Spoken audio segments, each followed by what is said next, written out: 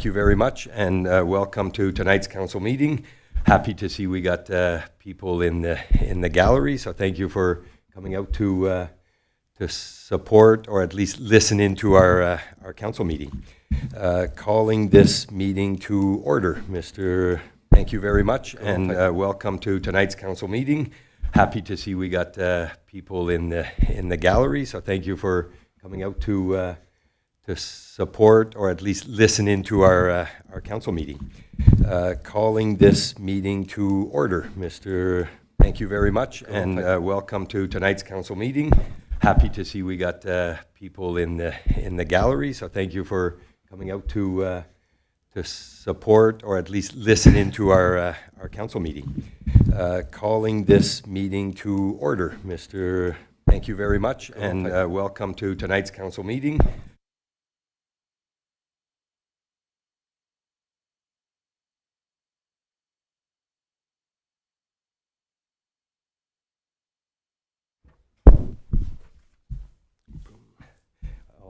All in favor? Motion's carried.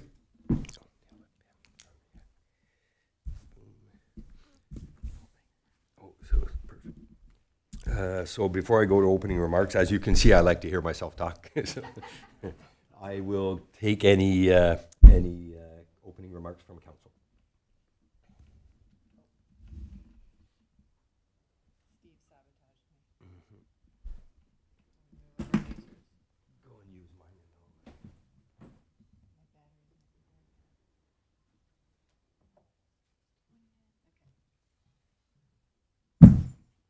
Oh, look at that. I'm not sure if it's got a. Oh, it wasn't turned.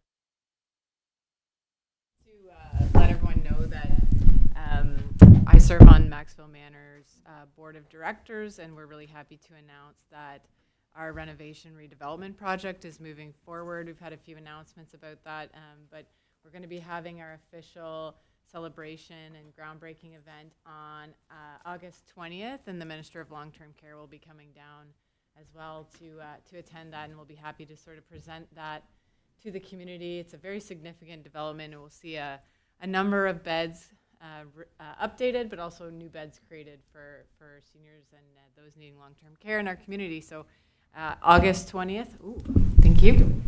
August 20th at 10:30 at the fairgrounds in Maxville will be our official groundbreaking. Thank you. Any other remarks? The adoption of our agenda. Be it resolved that the agenda be approved as presented. Moved by Councillor Shane, seconded by Councillor McDonald. Any discussion or comment on the agenda? Seeing none, all in favor? Motion's carried. Moving on to disclosure. Any disclosure of pecuniary interest? Seeing none. So we do have a public meeting tonight for item 5.1 in regards to zoning application Z-2025-07 in regards to 28 St. Polycarpe in Moose Creek. Be it resolved that the Council of the Township of North Stormont accept the report for the zoning amendment file number Z-2025-07, 28 St. Polycarpe, as presented by the Planning Department of the Township of North Stormont. Moved by Councillor McDonald, seconded by Councillor Shane. Thank you. So we will have, Peter, are you the one that's going to present this? Pardon? So that's Mike. So, and we will be having anybody in the audience that do want to speak on this, will have the opportunity to do so. So we'll get the presentation and take questions from council. Good evening, Mike. Hi, good evening, Mr. Mayor, members of council. Just waiting for confirmation that the presentation is up. Just give me 1 second and I'll get you the...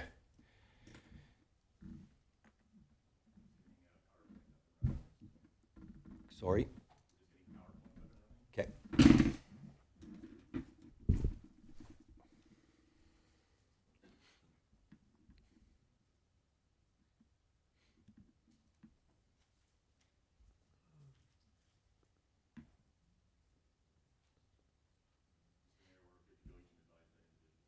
Perfect. Thank you very much. So you go. You can go ahead.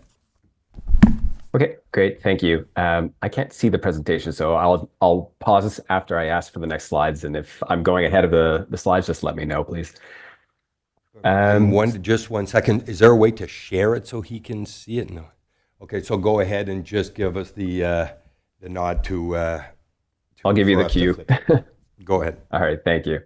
So my name is Mike Slaggy. I'm the planner representing the Township of North Stormont this evening. Here to present the zoning bylaw amendment, as mentioned, for the property at 28, 28A, and 28B St. Polycarp Street. That's the area identified in blue in front of you. It's located within the Moose Creek settlement area on the east side of St. Polycarp, just south of St. Thomas Street. The overall development plan for the lands include the lands just north of that area in blue as well. However, those aren't subject to the zoning amendment. Through the presentation, I may speak to them at times, but just so you understand that it's one development block, but the area subject to the zoning amendment is in blue. Next slide, please. So the purpose and the effect of the zoning amendment is to rezone the property from the existing residential first density, R1, and residential second density with a special exception 26, R2-26, to two new residential second density exception zones, 31 and 32.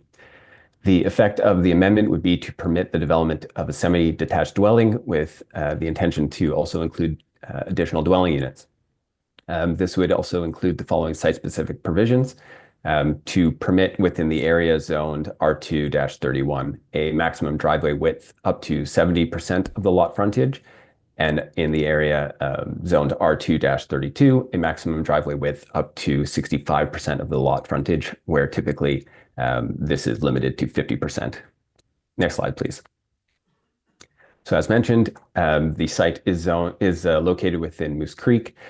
The area subject to the amendment has an area of approximately 1,240 square meters and an approximate frontage of 37 meters along St. Polycarp. The lands are currently vacant and vegetated along the eastern border. Surrounding the property is generally residential uses, as well as the Moose Creek Community Center and Recreation Area located just to the northeast, or the top right, excuse me, of the image in the slide. Next slide, please. A brief background on the development. The overall lands were previously subject to a consent application, which established the existing lot configuration and permitted the development of a single detached lot on the southern portion, as well as two semi-detached lots. There was an adjoining zoning amendment with that established the R1 and R2 zones, as well as a site-specific exception, which permitted a reduction in the side yard setbacks to 1.2 meters. Since that time, the applicant has decided to go in a different direction, and they will be looking to cancel the consent approval and develop only two semi-detached dwellings across the entirety of the property. Next slide, please. Looking now at the policy and regulatory framework of the lands. First, within the United Counties of SDG official plan, the site is designated within the urban settlement area of Moose Creek as a residential district, which generally permits a full range of low, medium, and high density housing. The policies also support additional housing units within semi-detached dwellings as an affordable housing option, as well as additional income for homeowners. This is in line with provincial permissions, which permit up to 3 units on a serviced lot containing singles, semis, or row house dwellings. Next slide, please. Within the Township of North Stormont zoning bylaw, as I mentioned, the zone for the existing zoning on the property at the south end is R1, residential first density, which permits the single detached dwelling, as well as the residential second density with the special exception 26, which permits the semi-detached dwellings with a reduced interior side yard setback of 1.2 meters. Next slide, please. Through this amendment, the portion that is zoned R1 will generally be rezoned to the new residential second density with special exception 31 as the area identified in red, which would have the ability to permit a semi-detached dwelling on the lot, as well as the increased driveway width to 70% of the lot frontage. And the area in blue, which would be typically our existing area R2-26, would be rezoned to R2-32, which would maintain the permission for a semi-detached dwelling, as well as permitting the driveway width to increase to 65% of the frontage. Next slide, please. In reviewing the requested amendment, staff took on an analysis and recognized that the property is well located near several amenities, including the primary commercial area of Moose Creek, which is about 800 meters from the property, as well as the aforementioned community center and rec area. The development conforms to the official plan policies in the residential district designation, supporting semi-detached dwellings as a form of housing, as well as the addition of additional dwelling units within that form of housing. Staff also recognized that the lands are already zoned for semi-detached dwellings as well as a single detached dwelling. And with respect to the site-specific provision, staff believe that given the size of the lots, which is larger than the minimum required amount or lot area for lots within the R2 zone, the additional driveway width will still allow the site to meet its intended goals, where that driveway width is normally limited to promote more soft landscaping and stormwater management opportunities. Again, with the oversized lots, these goals can still be achieved. Next slide, please.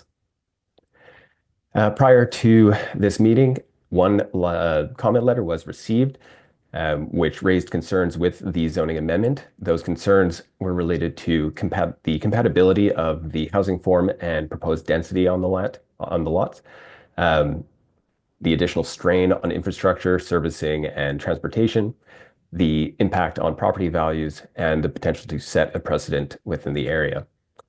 Generally speaking, staff feel that, again, recognizing that the lands are already zoned to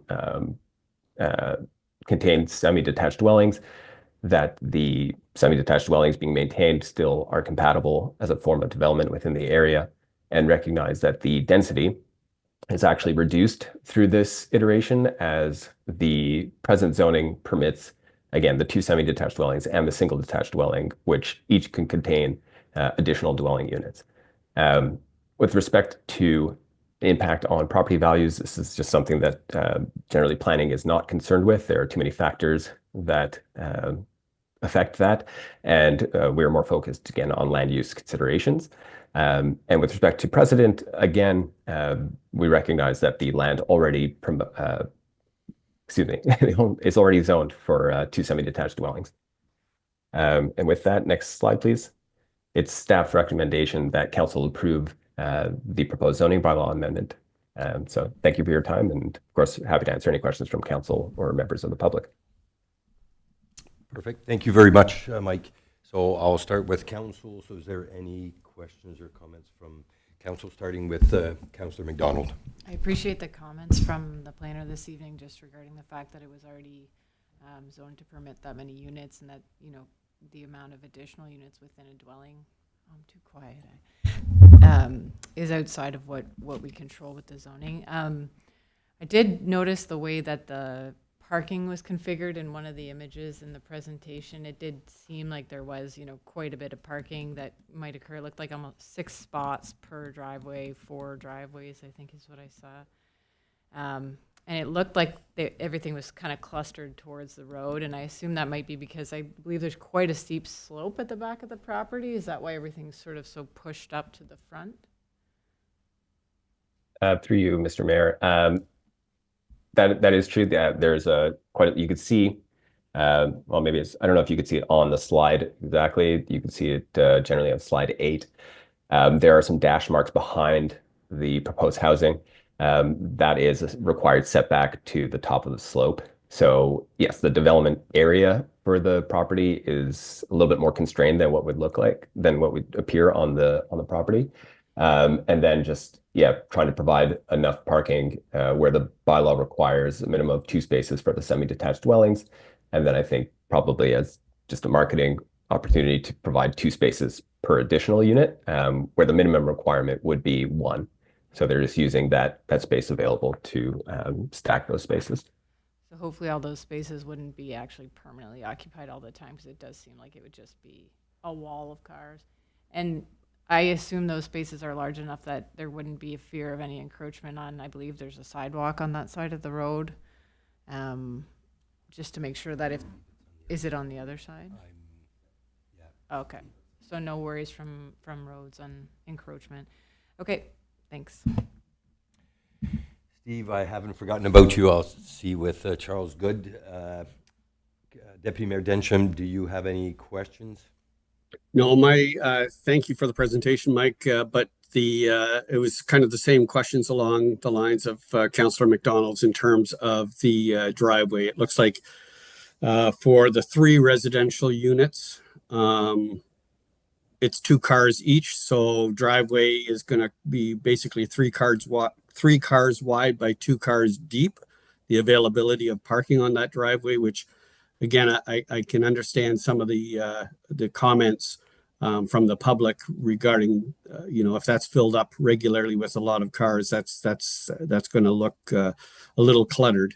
But at the same time, we want to be careful that they're not parking on the road, because that road has a lot of traffic, and it's not that wide to accommodate parking on the road. Perfect, thank you. If I may add, before we do take any questions from members of the public, so the previous request, I believe, was the 2 semis plus a single-family dwelling. Am I correct on that, Mike?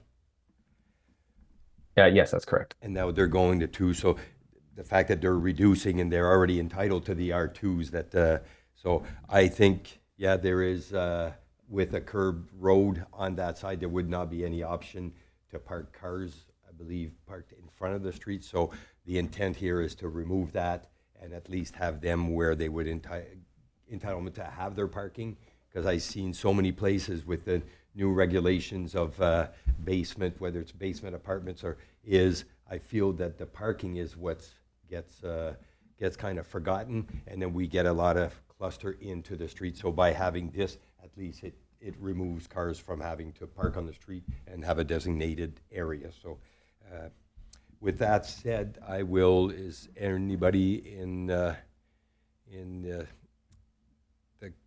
public sector that wants to say or have any comments on this or any questions? Seeing none, do we have actually anybody can wait? So there's nobody online as well. So, okay, so this was moved and seconded to receive the report. We're going to be dealing with the zoning after later on in the evening. So I'll get maybe reread the motion and get a mover and seconder. Be it resolved that the Council of the Township of North Stormont accept the report for the zoning amendment, file number Z 2025-07, 28 St. Polycarp, as presented by the Planning Department of the Township of North Stormont. It was moved by Councillor McDonald, seconded by Councillor Shane. So we are moving to accept the report. All in favor? Motion is carried. Thank you. Moving on to delegation presentation. I believe we have Connor that's joining us online, and Noel is present with us in the room. So I will, was there a PowerPoint? Was there something that, so are you good to go, Todd? Perfect. So welcome, Connor. Hopefully I will get to meet you one day in person, but I will let you take it from here. Thank you very much. Is my audio coming through clearly? Yes, it is. Okay, perfect. Good evening, Mr. Mayor and members of council. Thank you for the opportunity to speak tonight. My name is Connor Gallagher. I'm a partner at Tri-Pine Developments, Inc., who is the proponent of the Heritage Trail subdivision in Finch. Unfortunately, I can't be present in person. I have a annual trip to visit family in Cape Breton, but I'm happy to be able to join you virtually. And my other partner, Ruben Noel, he's in the room, there to answer any questions. I wanted to take a couple minutes just to talk about our proposed subdivision and answer any questions that you may have. I do have a very brief presentation. Maybe if you could go to slide 2, just with the map, with the overhead.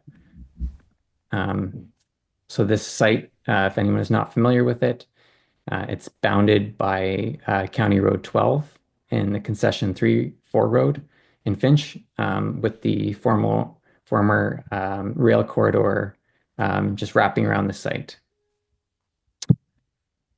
You can go to the next slide, slide 3. Let me just interject for 1 second. So I believe Sure.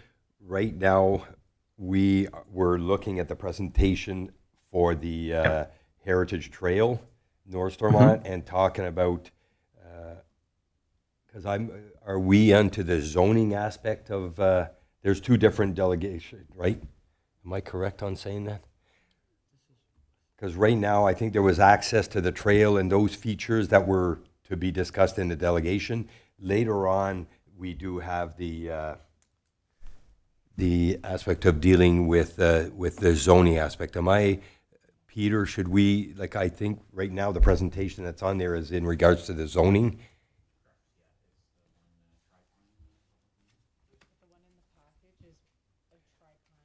So the delegation is in regards to the trail and parkland and that kind of stuff, not the zoning of the.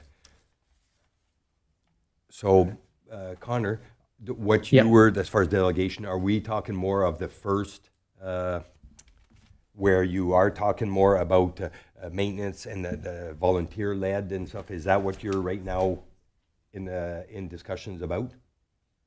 I was hoping just to have a high level overview just to talk about the subdivision, but I would be available to talk specifics as well. It's just, I think that the PowerPoint that was on was, I think, going into the details of zoning amendments and so on that was requested in later on in the agenda.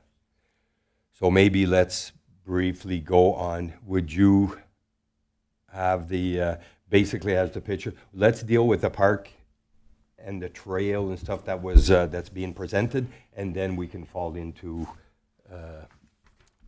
the zoning aspect of it.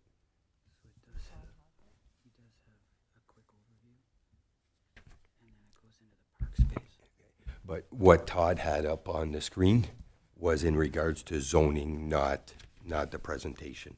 So maybe go ahead with the parks, and then we can, so we won't put up the zoning until we get to that.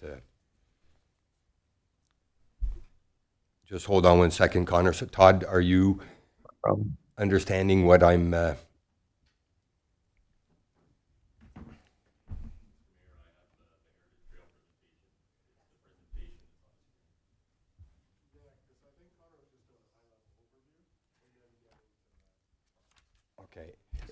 It's just from what I see on there was nothing about where they were talking about zoning, so maybe it's just he's an initial one? Okay. So carry on. I just didn't want to mix the two, Connor, so I'll let you carry on if we're talking Okay. in regards to trail. Thank you. Yeah, no problem. Thanks for clarifying. So I'll pick back up maybe on slide 3, if that's okay. Yeah. Just to give a recap of the components of the subdivision.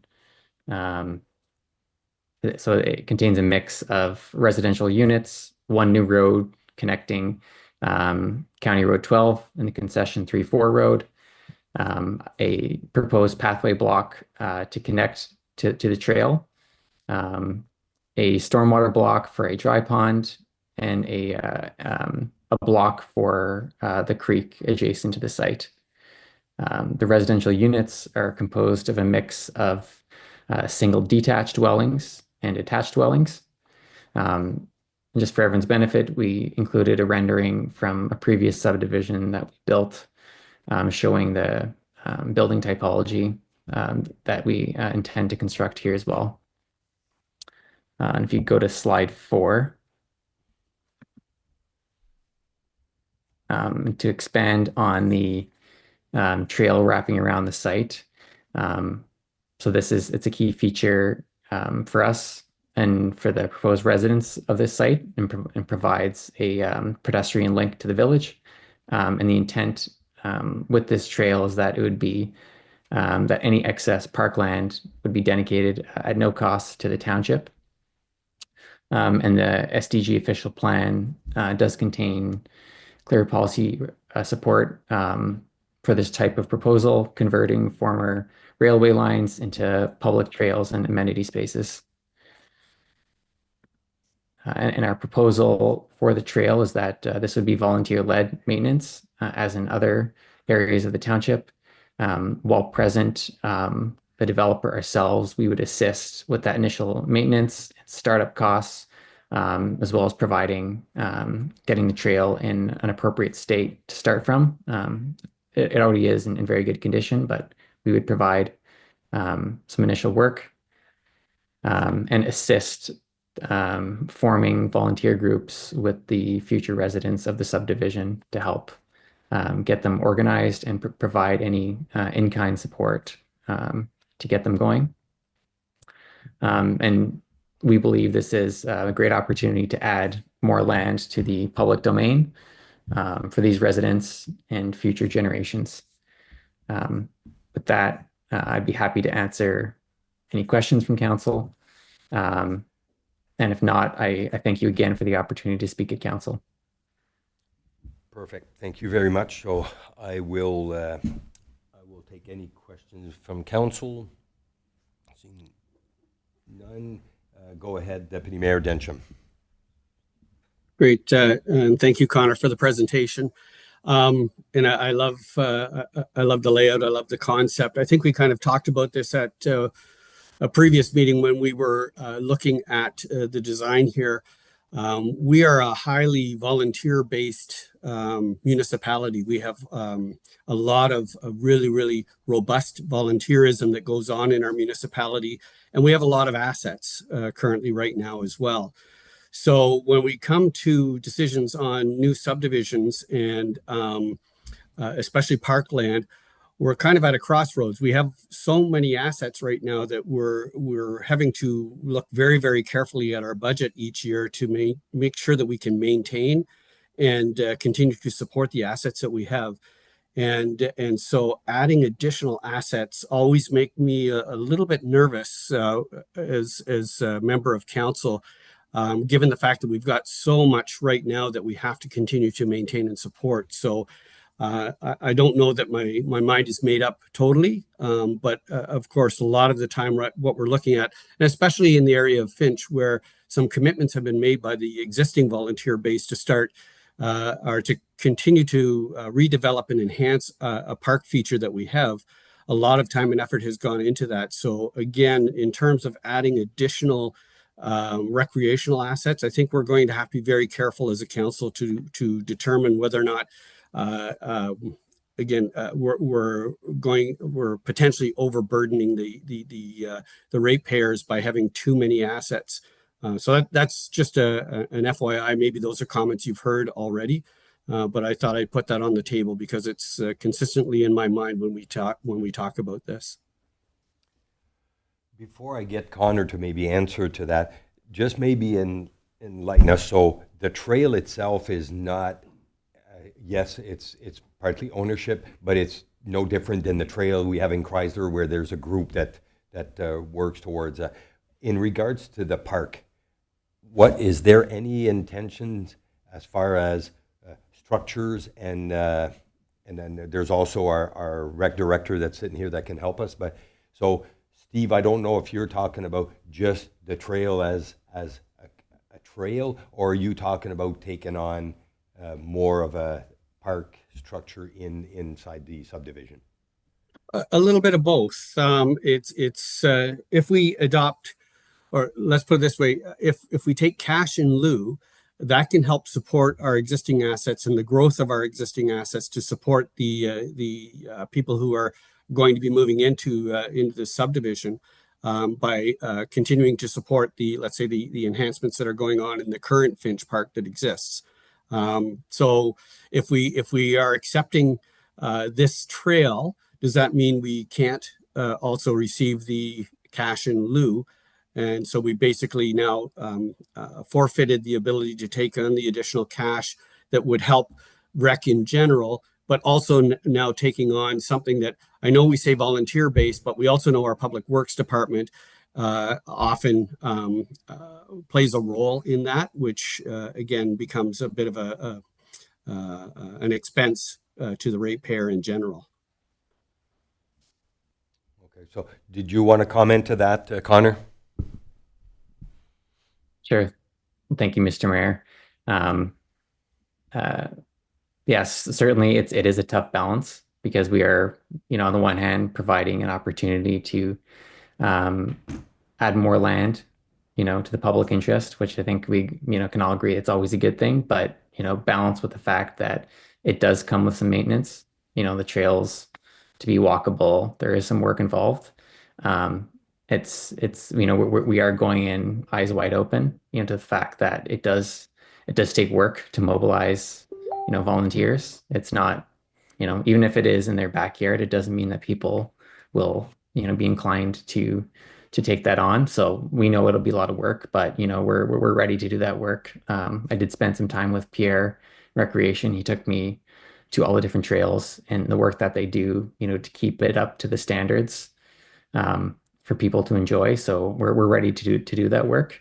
But at the same time, if this is acceptable to council to take this, we would also like to make a contribution to that park project within town so that, the residents can enjoy that pedestrian link to the town, but then also, having that great new park that's being built next to the arena.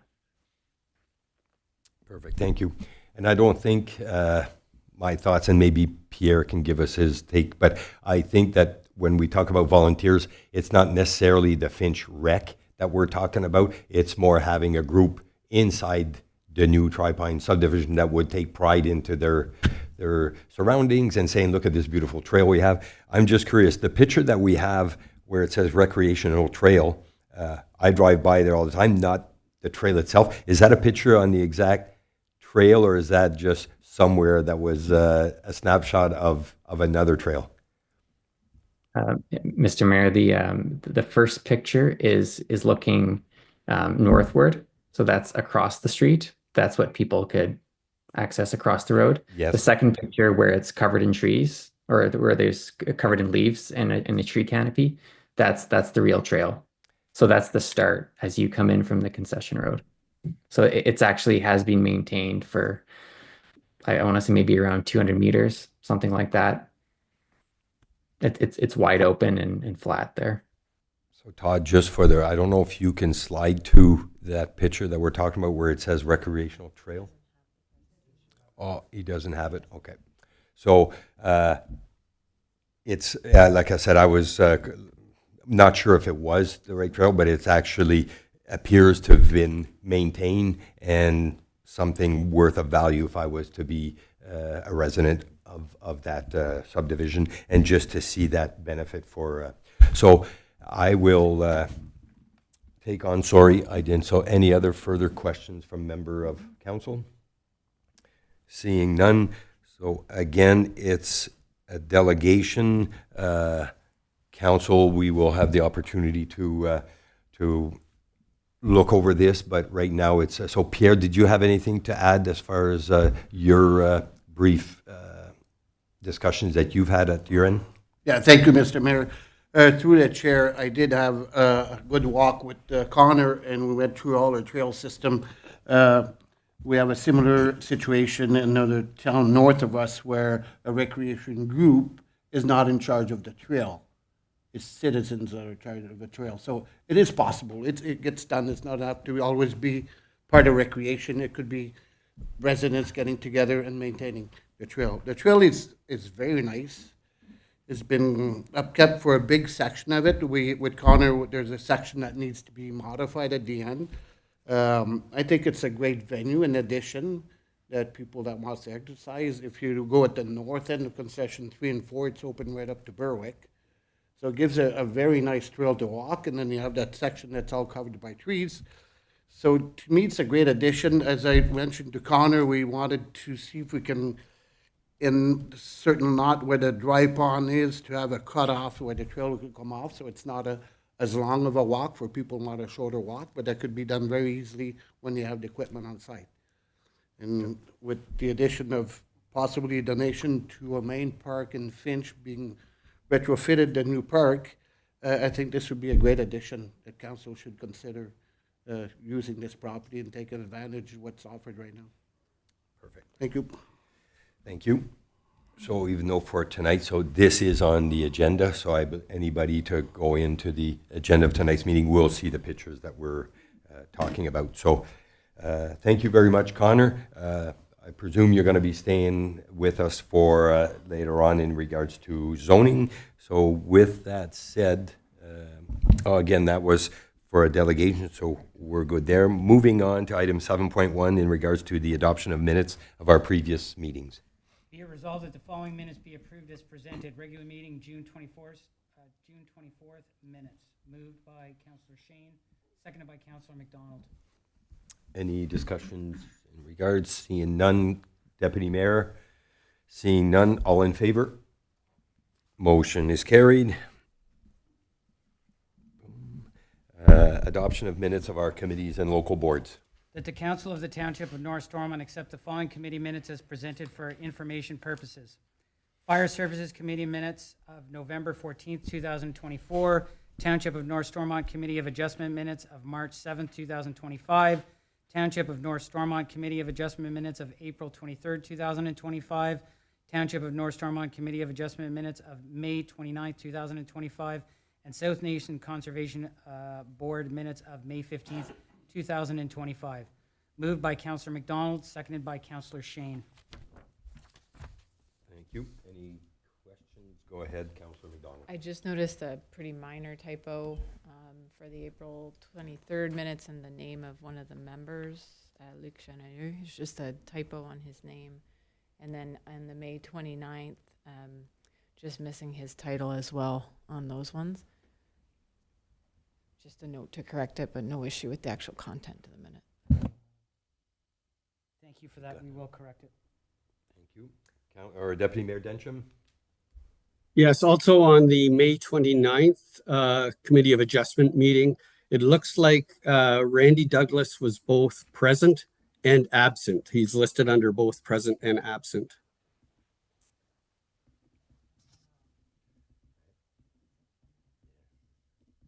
And that is Randy Douglas.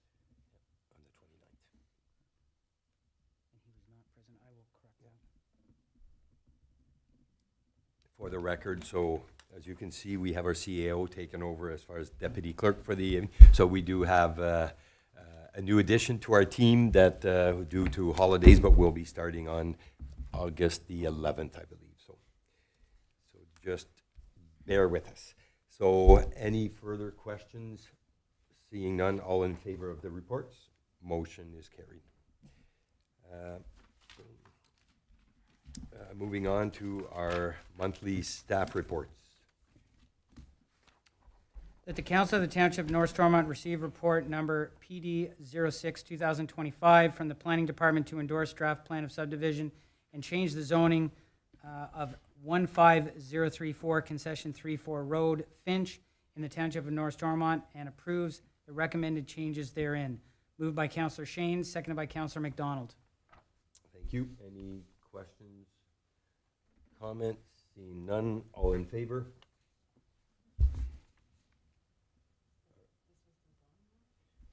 No, that's just for the reports for, oh, where am I here? Did I jump?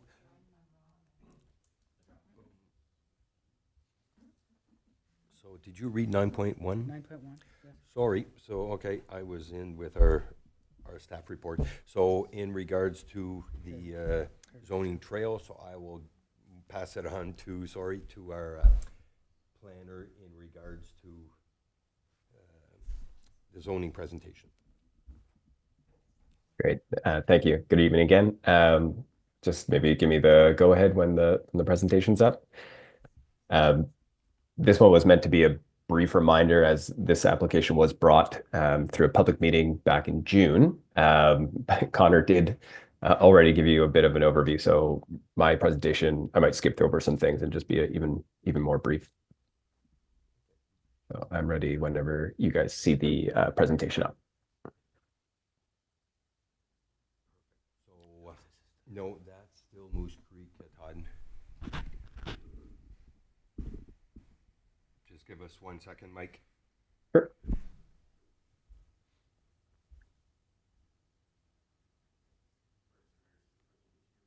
That would be it, yeah, the draft plan. Thank you. So go ahead, Mike. All right, thank you, and good evening again. So this presentation again is a brief overview reminder of the zoning amendment and draft plan of subdivision for the property at 15034 Concession 34, located in Finch. Just adding to what Connor mentioned earlier, as a reminder, the lands are designated residential district, which again supports a range of low, medium, and high density housing, and is presently zoned residential first density and agricultural area. However, the agricultural area zoning is only a small portion of the trail lands. Next slide, please. So just a brief reminder of what was seen back in June, very similar to what is being brought forward this evening. The mixed use or the mixed residential subdivision with 22 singles, 8 semis, and 17 towns. You can actually skip ahead to slide number 4. And just again, reiterating some of the changes that have come forward since that meeting. The most significant is the addition of the pedestrian pathway through a new block 24, which is highlighted in red. And with that, there have been some reconfigurations of the lot sizes. And in so doing, they've also, the applicant has also included lots 9 and 10 as semi-detached dwellings, so that the new composition is 19 single detached dwellings, 12 semi-detached dwellings developed in a block, and 16 towns. So still the same number of total units at 47, but a revised composition. Next slide, please. And with that, generally the same zoning that was seen in June, where the yellow area is now proposed to be a residential first density with a special exception 21 zone. That's the area in yellow. The blue area is residential second density with a special exception 33. And the red area is a residential third density exception 3. Each of these zones include a hold, which I'll explain in just a moment. And then for the trail and stormwater management and green areas, those will be open space. Next slide, please. So with that, under the site exception R1 zoning, there will be a site-specific lot frontage reduction to 11 meters. This will only apply to 2 lots that are basically owing to the configuration of the roadway, as well as a reduced exterior side yard setback, which will apply to 3 of the single detached lots. Generally, this is viewed as being more in line with contemporary standards, while still being able to maintain the requirement or the purpose of the exterior side yard setback, which is generally for sight lines along roadways. Within the R2 zone, the site exception is for a similar reduced exterior side yard setback. This will only apply to one portion of the semi-detached lots, which are now adjacent to the new pedestrian block. Along with that is a reduced interior side yard setback, which is to 1.2 meters, which is again just a more contemporary design standard that will continue to allow them to meet the requirements under the building code. And within the R3 zone, it's a similarly reduced side yard setback to 3 meters for the exterior side yard and 1.2 meters for the interior side yard setback, as well as an increase in the maximum lot coverage of 45% rather than 35%. And this is owing to the housing model that the applicant is seeking to develop, a more bungalow style row house rather than maybe your typical multi-story row house, which improves accessibility, but also requires larger footprints.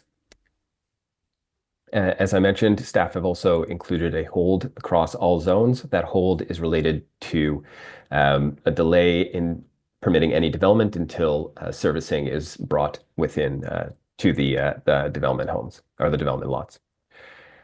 Generally, it's staff's view that the proposed range of dwelling units conform to the policies of the residential district designation. Staff are also, as noted in the staff report, supportive of the proposed trail as the parkland dedication, seeing that this is in line with the official plan policies, which support the development of such pedestrian amenities. However, staff also recognize that this is a decision for council to make, or you have other considerations to take into account. So staff have included within the draft conditions a condition that reflects this ongoing discussion and allows that decision to be made slightly later on in the process. Staff are generally comfortable with the proposed amendments as I described a moment ago. And as such, next slide, please. We recommend that council endorse the draft plan of subdivision and forward the draft conditions to the County of STG and approve the requested zoning bylaw amendment.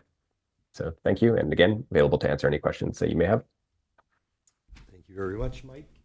So I will look at council for comments, feedback, questions.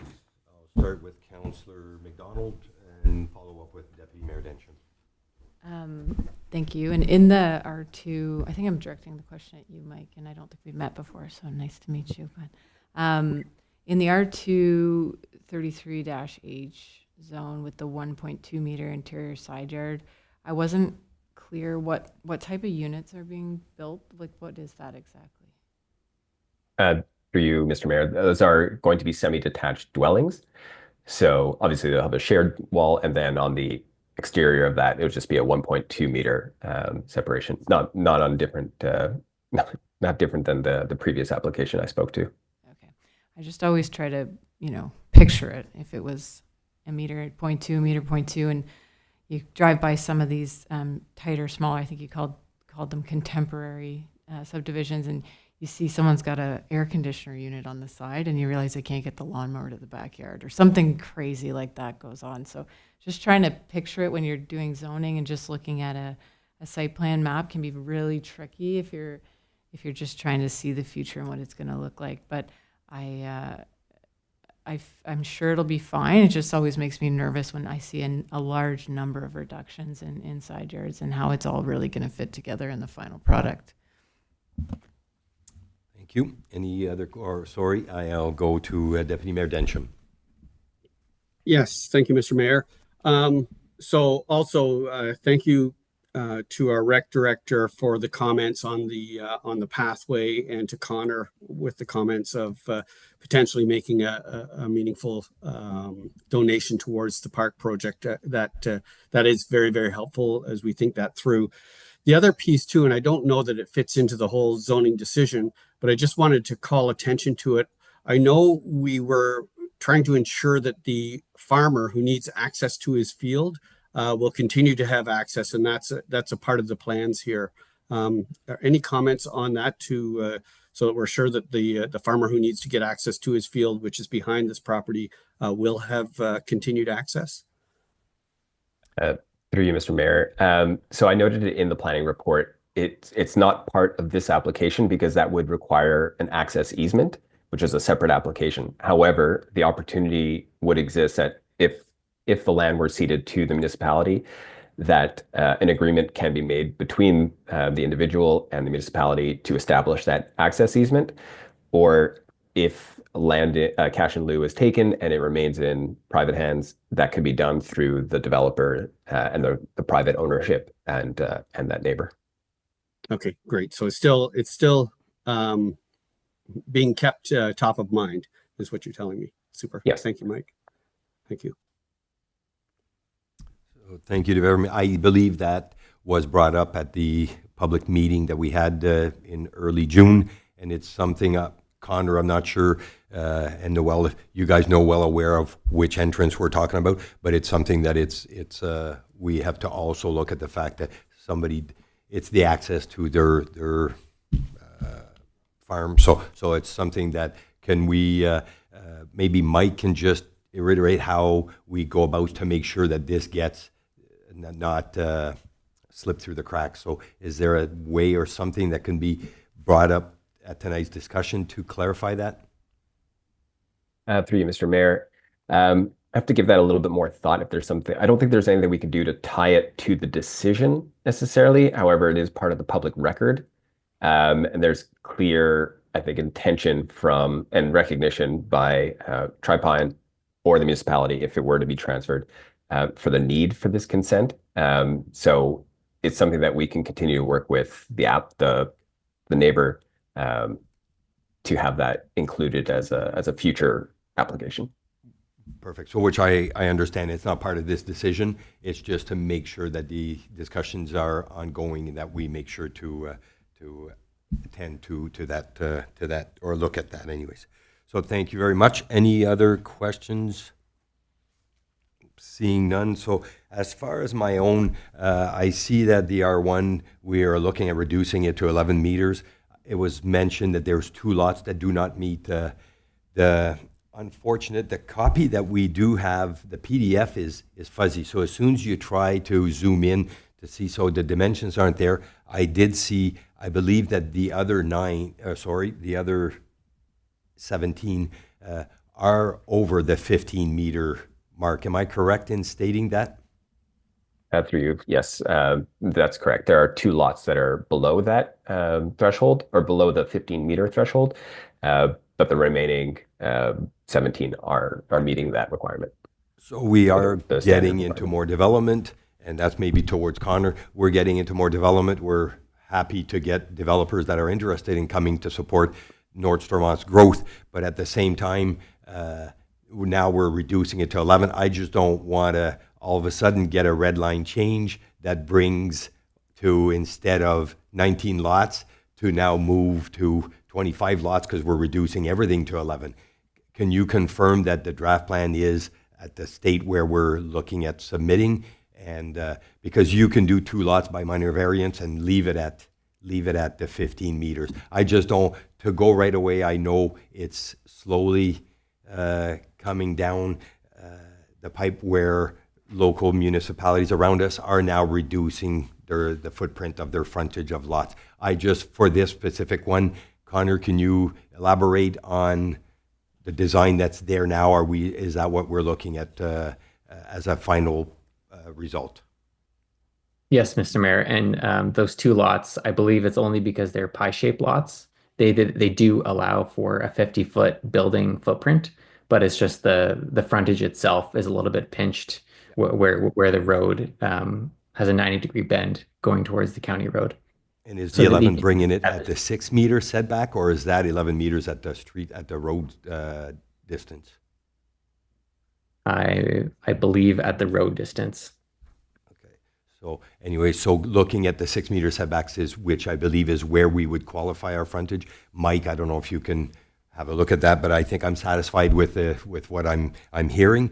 The last point is in regards to Councillor McDonald. So I understand semi-detached at 1.2 is pretty much everywhere. I believe that the counties have restructured. We are going to be going to, once we do our housekeeping, we are going to be going to 1.2 on semi, the same as a single-family dwelling.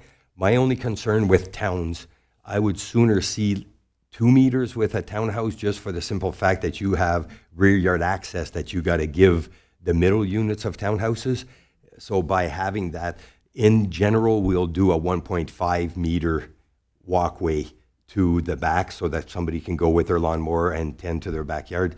So if we reduce that to 1.2, it just tightens up, but that's something that I'm not sure if the design of the units are established that you need the full 1.2. So I've seen both, but 80% I would say is 1.5 rear yard access, and then I've seen some at 1.2, which limits you down to the bare minimum. So one of either Mike or Connor, can you maybe, is the design made up for towns to fit on interior side yards of 1.2? Yeah, For you, Mr. Chair. Thanks, Connor. Connor, if you know the details, I was just looking through the rationale that you may have the details on hand. Yeah, I was just going to say the exterior would have more than 1.2. to allow for rear yard access, but the interior end units would be designed to a 1.2. Okay, so it just, the 1.2 makes it fairly, so these units, so the exterior, you're only going to be looking at one exterior side yard, which is going to be at the north end, if I'm seeing it right. Every other one is, you have all these people that have to go to the backyard, makes it for a little difficult to go at a 1.2. So it's been done, so I'm not denying it. But if there's any potential to have that extra, would be something to look at. But I'm, like I say, it's being done, so I'm not turning you down. I'm just making facts of the everyday life of, if you own a townhouse and you got to get to the back, to give adequate space for you to go back with whatever equipment that is required. So with that said, seeing no further question, so right now, which is just, again, accepting the report, I'll just get you to read and give me the mover and seconder. That the Council of the Township of North Stormont receives report number PD 06-2025 from the Planning Department to endorse draft plan of subdivision and change the zoning of 15034 Concession 34 Road Finch in the Township of North Stormont, and approves the recommended changes therein. Moved by Councillor Shane, seconded by Councillor McDonald. Thank you. So, see no further questions. All in favor of the report? Motion is carried.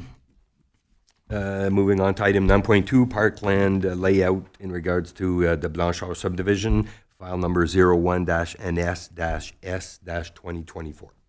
That the Council of the Township of North Stormont receives report PD 07-2025 from the Planning Department to support the revised plan of subdivision layout SDG file number 01-NS-S-2024 as shown in Schedule A of the action request dated July 2025 from the Planning Department. Moved by Councillor McDonald, seconded by Councillor Shane. Thank you. So I'll take questions from members of council. Boom. You have one, Allison. Go, Councillor McDonald, please. It's a lot of planning in one meeting. I know. It's a lot of planning.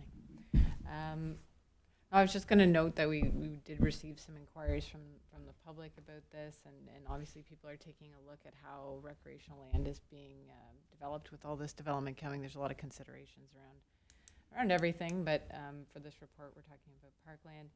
I do still feel like it will be lovely to be able to provide residents with access to that area along the river, and I think having the South Nation River in the village of Chrysler is a real asset, and providing more public access to water is a very good thing, and it helps both make people want to protect the water, but it also is important for environmental education. So I'm really happy to see that these plans seem to be moving forward, and that our director of recreation has put some thought into the practical side of things, which, of course, I just look and see a beautiful spot by the water and think that would be lovely for people to enjoy, but somebody has to actually plan out whether or not we can use it effectively to serve the public. So yeah, we did receive some feedback, and I think there's still a lot of work to do on what it will ultimately look like, but I'm happy with what's been brought forward overall. Perfect. Thank you. Any other questions? Deputy Mayor Densham. Yes, thank you, Mr. Mayor. And again, since Councillor McDonald kind of put that picture in my mind, I kind of lean towards the vision that she's put on the South Nation River there. I think it's a good picture. I'm also seeing, the addition of playground equipment, which I think that's the first time we've seen an envision on that. And I'm wondering what the rec director's comments might be on that, if he has any that he'd like to share. Pierre, you want to add to that? Thank you, Deputy Mayor. As we know, the town is growing very rapidly. I think this is just being proactive. As we see, we will have a section that we will have the opportunity in the future to maybe add a few structures that are missing in the existing park. If we look at the reports at 1.5 children per family, it could be a potential of 1,000 children under the age of 18 years old in that subdivision once completed. the existing park, no matter, we cannot hold another 1,000 children.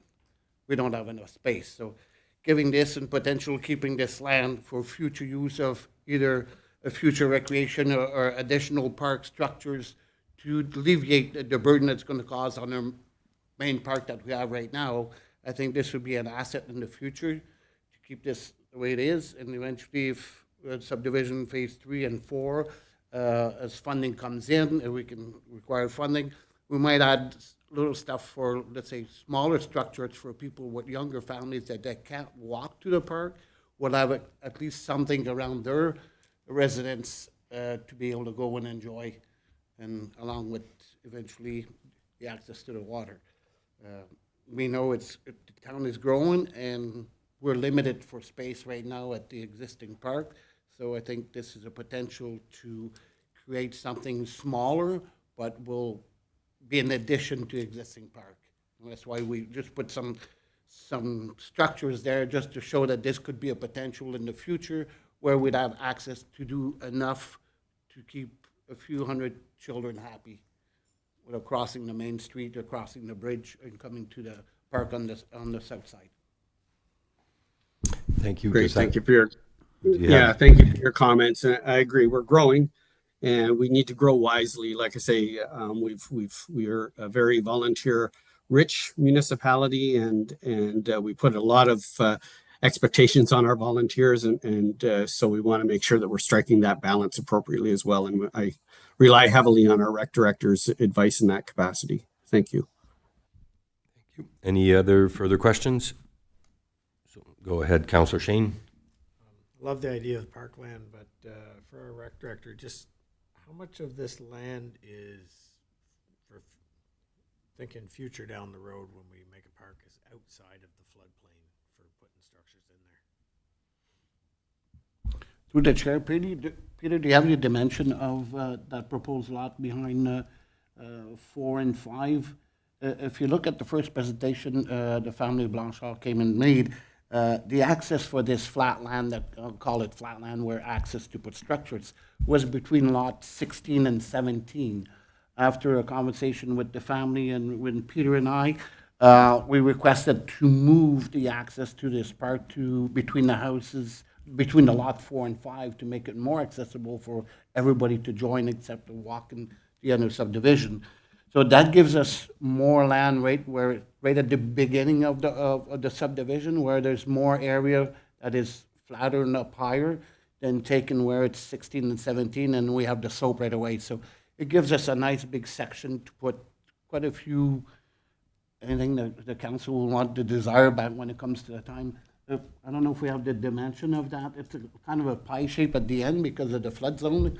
So behind the lot 16 and 17, it gets really narrow, but behind lot 4 and 5, it's quite a nice size lot. Yeah, so I think it's around an acre of kind of buildable land, and then the rest can have trails, passive recreation. The focus with the direct director and the developer was, if council's going for that 5% and taking land, let's make sure that includes usable land that you could put a structure on. The rest is more, if there's funds and council's willing, we could hopefully purchase the whole block and go there. But the 5% is their goal, is making sure that's usable land that a park equipment could go to. Thank you. So in regards to the discussions have been had with the landowner, and I believe that I support planning to say, so nothing has really concrete come to council to say this is what but the opportunity to look at that 5% of call it valuable land that we can actually do something on, but then to also have access to down to the water, which is surplus land that could be potentially bought from the 5%, say on the GE side, and then bringing it over. Now, Pierre mentioned a comment about to access where it is good, saying about 4 and 5. Are we looking at, because I know this draft plan, and also not just draft plan, but I believe it's in a state getting closer and closer to get finalized. If I'm looking at the draft plan, was there revisions made to have access from the street down to between 4 and 5 to access this? Or Because right now, from the draft plan, it was closer to the end. Peter, are you aware of what Yes. I'm? So in terms of the approvals process, what was approved, I think, was the original submission, and that's the one that's attached to the agenda. The developer had submitted this concept and discussed with Recreation maybe a month or two earlier, and we said, well, it's easier, council's already seen the main plan, that will be approved by counties, but then this revised parkland, we have conditions of approval that they submit a concept plan for the park. So this would help to clear the conditions, and then the draft plan would be revised after that. So this has not been revised yet, but this is conceptual, that seeking council's approval to change the draft plan. Because I know, I believe the subdivision plan, they're pushing to, so we're getting closer. So I'm just to make sure we could be talking basically amongst ourselves. We told the engineer is okay, before you finalize your design, make sure that council's aware of this revised park plan and signs off on it, so then you can continue with your detailed design based on the new layout. Perfect. Councillor McDonald. I'm glad you just sort of clarified that. So it's not currently going to provide access to the water, but the goal is perhaps additional land purchase in the future could facilitate that access. Yes, right now it's still part of that one block. We'd have to negotiate what the final price would be. Otherwise, we'd add that land to maybe another property in the subdivision that would just have one big lot, but ideally it's in public ownership. So the 5% would be the area where the park is shown, and in addition to that would be using some of the other parkland funds to get beyond the 5%, because the actual park is I think 20 acres with all the various land. Okay. So that would have to be purchased and negotiated with the developer. This part is more just, does council want a park and parkland? Yeah, because if that other land is not, stays in private ownership and, for example, were farmed or something, the concern is there'll be conflict eventually at some point between land uses if that remains. Yes, that was the original proposal from the developer, is to kind of connect to the farm to the east, but we feel this would be in the long term use for the property. This kind of makes sense with the residential neighborhood. And just while Steve is listening to my dreams, and maybe further my dreams someday, some people are thinking about the Bell Trail and the trails that we have on one side of the village. There's also the Lagoon Trail, which is so undervalued. And honestly, I think it's the Lagoon that's probably a turnoff. We should probably rename that to the Beautiful Pine Forest Trail, because when you finally get down by the South Nation River, it's absolutely amazing what we have in our backyard. And there's potential there for connection as well to this subdivision. Again, if we get up to 1,000 kids and however many residents, there's going to be an opportunity to connect to that lagoon pathway. You can walk all the way to St. Albert. And if we get all these trails working together, it's going to be unbelievable. So I agree, smart decision making, but this property along the South Nation, I just don't want to pass it by, because it's the next piece of the puzzle, I think. And add a bridge to the equation, and then it just. So, If I may, through the chair. pardon? If I may, through the chair. Go ahead. Yeah. Just this vision when we sat with the family Blanchard, they understand that eventually they'll have to stop cropping this, because they'll know there'll be issues with neighbors and everything. And they actually came forward to me and Peter saying, listen, when it comes to that point, we will sit down and negotiate with Township, because we can see your vision where you want to go with this, and according to merge both trails, and so we'd have a really nice trail system. So the family is really looking forward to work with the Township, and when they come forward and present something like this, and you're going, well, they're seeing our vision, they're seeing that the good it can do to a community. I think it's well off that we're setting our goals for the future, and I think it'll be a potential nice outcome when it's all done. Thank you, and go ahead, Steve. Thank you, Mr. Mayor. And I agree with all the comments that came before. So just one question. What house types are expected to go on lot 4 and 5? And sort of what was the rationale to put the the pathway through between 4 and 5, because right beside 4 is block 40, which looks like it's a natural transition to a different house type. And like if those were single houses, are we going to put a pathway between two single houses, or would it make more sense to put it between a transition between property 4 and block 40? I'll maybe give the answer to that. So if we do move it over, I believe you're stepping into the cemetery. So which would, so our land, if I'm not mistaken, stops, and Peter, am I correct on that? Is that the Presbyterian Cemetery that is? Yes, that's kind of the boundary, and then when you look at the blocks to the west, they're all a certain width to fit those types. So it's like it's coming from the west. You have a kind of a townhome block, some, I think, semi-detached townhomes, and then just the width of those kind of sticks a bit over to the into the singles, and it just doesn't line up properly.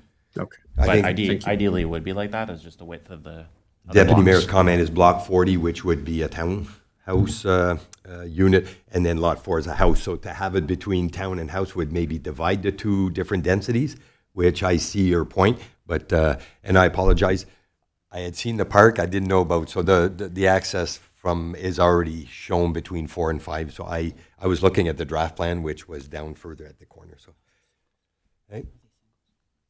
These are going to be singles. Yeah. So with that said, any other further? Pierre, did you want to add Through to the that? chair, to answer Deputy Mayor's question, the reason lot 16 and 17, that the potential, that's where what the entrance for the park was.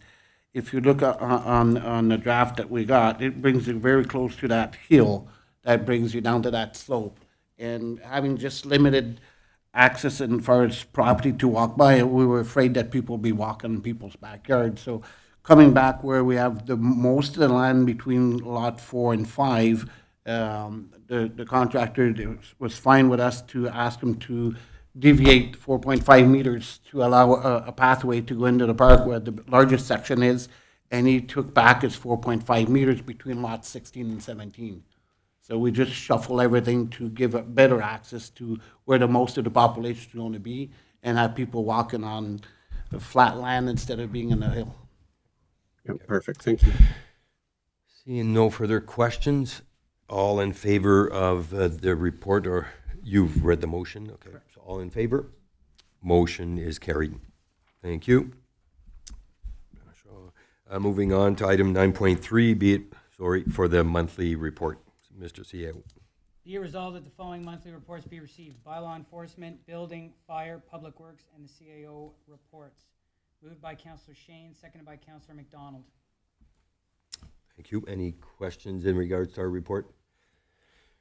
You guys are off the hook. When you give us a 569-page agenda, it gets tough too. So I will ask of council, all in favor of the report? Motion is carried. Moving on to, it must be back on my page, yeah. So 9.4, establishing and regulating fire and emergency services. That the Council of the Township of North Stormont receives for information report number FSC01-2025 from the Fire Chief that was presented to the Fire Services Committee at their meeting of June 26, 2025, to approve a service level that includes interior and defensive structural fire attack, requiring all participating firefighters to be certified to NFPA 1001 Level 1 and 2 and NFPA 1072 in accordance with Ontario Regulation 343-22, and further that upon the recommendation from the Fire Service Committee that the attached draft bylaw, based on the approved service level, with the understanding that firefighters who do not meet the certification requirements by the mandated deadline will no longer be eligible to serve in structural firefighting roles. Moved by Councillor Shane, seconded by Councillor McDonald. Thank you. I'll start. So I sat in on the fire committee meeting. I'm well aware. I only have one comment. The 101, 102 is a requirement now, which I fully support. New firefighters coming on board is now the new mandate. They have to get this training, and it's am I safe to say 300 hours? So it's a substantial course to take on. The part that we kind of have trying to balance is we have firefighters that have been on for, I understand if it's 1 or 2 years, we have guys that have been on for 10, which is on that borderline. The older boys have gotten, I think, grandfather claused in, but I look at 10 years, that's almost grandfather. They've gained a lot of experience, even though you get a rookie that takes 300 hours, online courses and training is still. So is there, when you mentioned at the end, Nancy, about will no longer be eligible to serve in a structural firefighting role, is there something, I think that we're limited to 4, 5, 6 guys. I don't know how many falls into that category, but a lot of them could, they're truck drivers. A lot of them are areas, so I don't know if there's a way we can, so that's my only, we kind of left it in discussions, but now that it's actually sitting on paper, so can you comment on that? Certainly through you, Mr. Mayor. I know it's been a very difficult process for a lot. Our senior officers, as you mentioned, are grandfathered. Our new rookies are going through the program and very successfully as well. And we do have those that are caught in the middle. We have come to some level of understanding where we're going to be working with them. We did find a solution for them. Whether it's acceptable to them or not, that's a different ballgame. This is where the conversations have been had individually. Some individuals, regardless of the program we do, they do need to take the exam, and for some of them, that's a struggle. So we are working with them. It will be a two-way conversation, and that'll be, so we're hoping to salvage more of those officers that, or firefighters that are caught in that window. So we're hoping to reduce that number by a lot. We were looking at auxiliary programs for truck drivers and such, but the amount of truck drivers that are actually licensed to be able to do so are limited as well. So that window of opportunity. We do have auxiliary firefighters that would like to stay on and help, whether it's to help, in other capacities, they are willing to do so. And we've added that auxiliary program to the bylaw so that these firefighters that do want to stay on and help in any capacity that they can will be able to. So that's what we're doing. And a lot of them, unfortunately, won't be able to do firefighter suppression work, but we're working with everybody. When we say firefighter, like I'm more looking at, we get a grass fire where we need manpower. That's what, okay, come on. That's the part where, does that limit them? Like we're not doing interior tax, there's a difference. So can you maybe just elaborate when you say? Well, they also have the experience where they can and want to participate in a more advanced, like they do want to participate. But in auxiliary firefighting, the suppression portion or the firefighting portion on calls will be very, very limited to almost non-existent. So some of them may not want to participate because they don't want to do the rookie work, if you want to call me that, or they don't want to just be pulling hoses after we're done. So this is where we're trying to find a very, very balanced approach in trying to maintain the level of firefighters that we have in our group. Last question, level 101, 102 is legislate. Is there a timeline? Is there an July actual? 1st, 2026, sir. And that's legislated by the province of Yes. Ontario? Yes, July 1st. There's other legislation, other So you're telling me disciplines. every firefighter across Ontario will have to be either not a firefighter or have their NFPA 1 correct. and 2? So far, there's been no conversation about extending that deadline from January 1st, 2026. I understand, but it's a very I am not disagreeing with you, small, sir. It's a very small and window. I'm just Yeah. saying, I don't want to be a trendsetter on this. No. I want to push it back to just try We're not the to- only one in the same situation, sir, with that gap of firefighters. Okay, any further question? I'll go with Deputy Mayor Densham and then Councillor McDonald. Thank you, Mr. Mayor, and I agree with all your comments and the concerns that you put on the table. Nancy, I haven't had a chance to go back in detail through my notes. I realize NFPA 1001 level 1 and 2 are regulated by the province and are absolute requirements, but the NFPA 1072, is that equally legislated by the province and also a regulation that we must meet, or is that an optional? It is part, sorry, through you, Mr. Chair, it is part of the NFPA 1001. It is part of the accreditation process. I've separated them because they're two parts, but they have to be part of the accreditation process. So NFPA 1001 accreditation level 2 must include the awareness program and the operation level. Okay, yeah, awareness, I understood. I didn't know whether the operation was putting additional requirements on us to be certified, if you will, that created an additional burden that we might have been able to get satisfied through, and I can't remember the correct term for partnering with other municipalities or other partners. No, the operation level is going to be part of that program that we've discussed in the past, sir, that we are merging some of our expertise, and we do have the expertise in North Stormont for the ASMAT operation training. So we will be in the forefront of this training portion of the operation ASMAT levels. Okay, and every firefighter must have that that certification as well, correct? Correct. It's part of the accreditation for level NFPA 1001, level 1 and 2. Thank you. Councillor McDonald? My comments or question was kind of similar, but so is everybody going through this right now? Are we seeing our neighbors going through the same things? I know you had formed a nice group there with some other of the, so is this something that everyone else is going through? Unfortunately, it is. The growing pains of these accreditations is being felt across Ontario. 80% of Ontario is volunteer-based, and it's been a huge, huge challenge for the municipalities, especially the rural areas, who are working so hard on retention versus, getting more people is great, and the younger crews are great, but, that family life and balance is very hard to balance. So we are very blessed compared to other townships because the call volume is lower. Not that I want to jinx myself, but it is also part of the retention problem. So we're in the same boat as everybody else, yes. Thank you. Go ahead, Councillor Shane. Okay, so thanks, Nancy, and you've kind of answered the question, but I'll still, so like with provincial legislation, 300 plus hours, our firemen are mostly volunteers. You foresee we're going to run into shortages of volunteers or people dropping off our forces, and down the road, do you have a plan in place if we start to run short? So the level of service that the township and council decides to have will guide the level of training that must be met.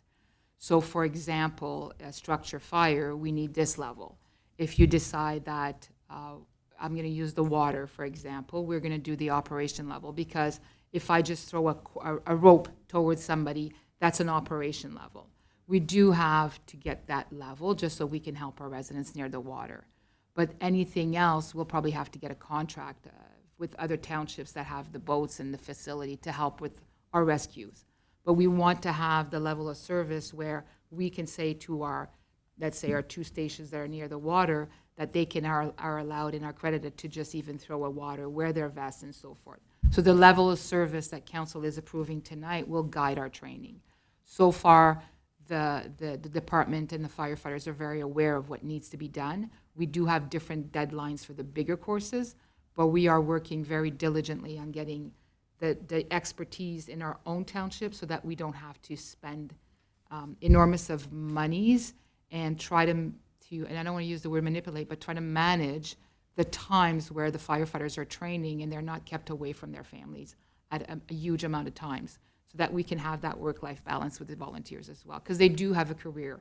So we have to manage those 3 things: their career, our office, and then their family life. And that's the goal of having the 4 departments merging their services and expertise. I also fall back that 30 years ago, there was families, there was family know. time, there was, and it, for some reason, kind of, so things are changing. And so all I would like to see is throughout our mutual aid counterparts that we have across SDNG, I'd be interested just to find out how many firefighters are going to be, I guess you would call it retiring because of this 101, 102. So do you know the exact number, I say retiring, that are affected? Affected. Do you know the number in North Stormont? In North Stormont, currently, we are looking now at 7 out of 80 people.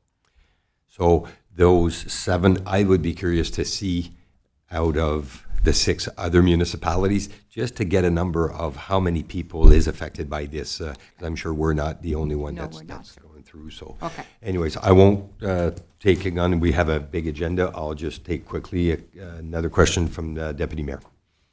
Yes, thank you, Mr. Mayor, and trying to respect the long agenda. Your answer to Councillor Shane, though, I heard language that I haven't heard before, where you were saying that council sets the level of service, and according to the level of service that we are approving tonight, this is the training that our firefighters are required to take. Is the level of service that we are taking on as a council over and above the level of service that we absolutely must take? Are we adding anything to the level of service than what the province absolutely requires as a bare minimum?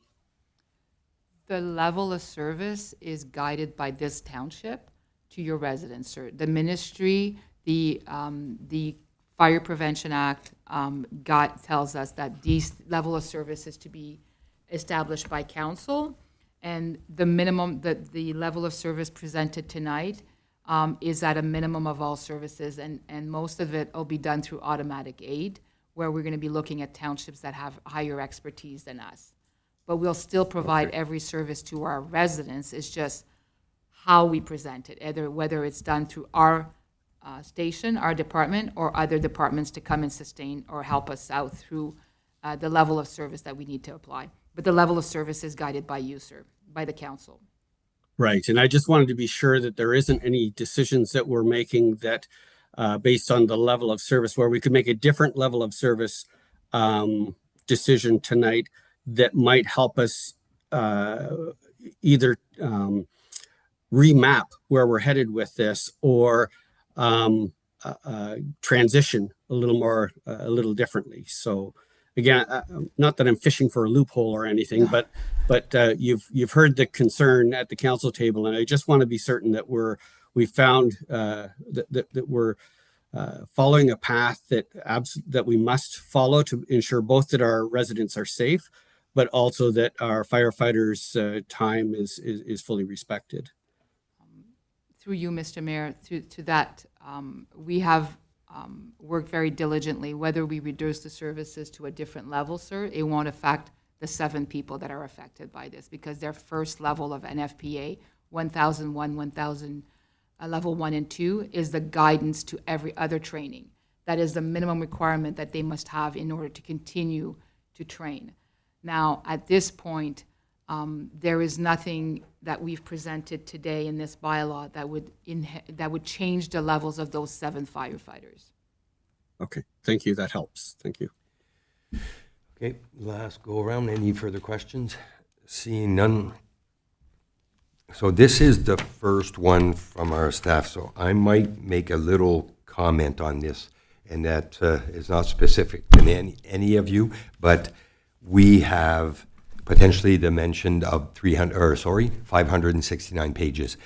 These here, when we're looking at fire bylaw, you got the fireworks, you got open air, we've got it, and it just on and on. So whether it's with rec, this is a type of information with regards to CRA, and we need to identify, because when you put a little change, and attached to that is the whole HR policy. And not to point fingers, and but I've seen politically done be in the past where these are put through in a whole pile, and there's something in the middle that's changed, and it's brought up. And again, I'm not saying we're doing it. I'm just saying there's too much of a heavy agenda, and it's worrisome when you're going, look, as members of council, to make sure that, did I miss something? And from previous time where people will say, well, no, Mr. Mayor, here I have it, you passed it on July 21st, and so it's something that we will go through, but would it be possible, and when you do make something where you highlight the very small change that we're looking at, and we know that that's all that's changed and not the whole, but now with not having that, there's the risk, and maybe I'm looking at Kim because she looks like she wants to, Can you add, and Pierre, you've got experience, can you add to that to answer my concern to council? Through you, Mr. Mayor. What I've tried to do with things like the variance report and other policies is highlight in the report, I highlight the changes in the document that's attached. I've tried to do that. I am terribly sorry, but I think 170 pages of the agenda tonight is the asset management plan. The only thing that's been changed in that is the level of service, which was presented in May, so there was a 40-page change there. We're doing our best to try to help you out. I understand it's a lot of reading. So I'm not pointing fingers, but I'm just saying, and I mean, council, I think, can vouch for what I'm saying. It is just kind of, you're going, whoa, and you feel like you're just kind of flaking through, but it's not where. Pierre, can you add from your experience, is there a way that, or Kim or Craig, maybe you can put your 2 cents, that could alleviate where we see what the change is? And I understand the whole has to follow, but it just kind of reduces the risk of what we're. Through the chair, I think just a conclusion of a report at the bottom, clearly identify what change could be made. So if you do a change at 4.1, and just mark your change that you did at 4.1. Through the chair, I've got notes to speak to some of these reports regarding the vehicle policy and how that's changed in the HR policy and the staff code of conduct. So I do have notes to attempt to assist council, but yes, once a month during the summer months, we do have a heavy agenda. It's difficult to get around, and yes, I guess we can try a little bit better to maybe highlight in red for council to be able to review. And through you, Mr. Mayor, sometimes the revisions on some of these policies and things, if we do like a track changes document, it is so ugly and overwhelming for council to try to figure out what's good and what's bad, that oftentimes there's 2 documents attached to council, which is twice the reading, and I understand it's a lot. We do our best. No. And like I said, Craig says, we can have the discussion, but it's basically we are passing some tonight, and we don't want to get caught where, what do you mean? So that's just basically, so let's move on. We will finish off this, make our way to municipal bylaw, then we'll take 5 minutes, a 5-minute break, and then we can finalize the, so with that said, any last questions in regards to fire? Seeing none. All in favor of the report? Motion is carried. Thank you. Moving on to item 9.5, fireworks bylaw. That the township, or the council of the Township of North Stormont receive and accepts report number Fire 04-2025 from the fire chief regarding the proposed fireworks bylaw, which introduces updated regulations and safety standards to both consumer and display fireworks within the municipality, which introduces updated regulations and safety standards within the municipality and formally adopted by bylaw. Moved by Councillor McDonald, seconded by Councillor Shane. Thank you. So before I go to question, the deputy chiefs, we met June 26th. So this is something I think we have our regular rec committees that they have Canada Day, I think both in Moose Creek and Avonmore. All this was addressed that I think it meets the needs of everyone, but I will take any questions. Seeing none, all in favor? Motion is carried. Item 9.6, open air bylaw.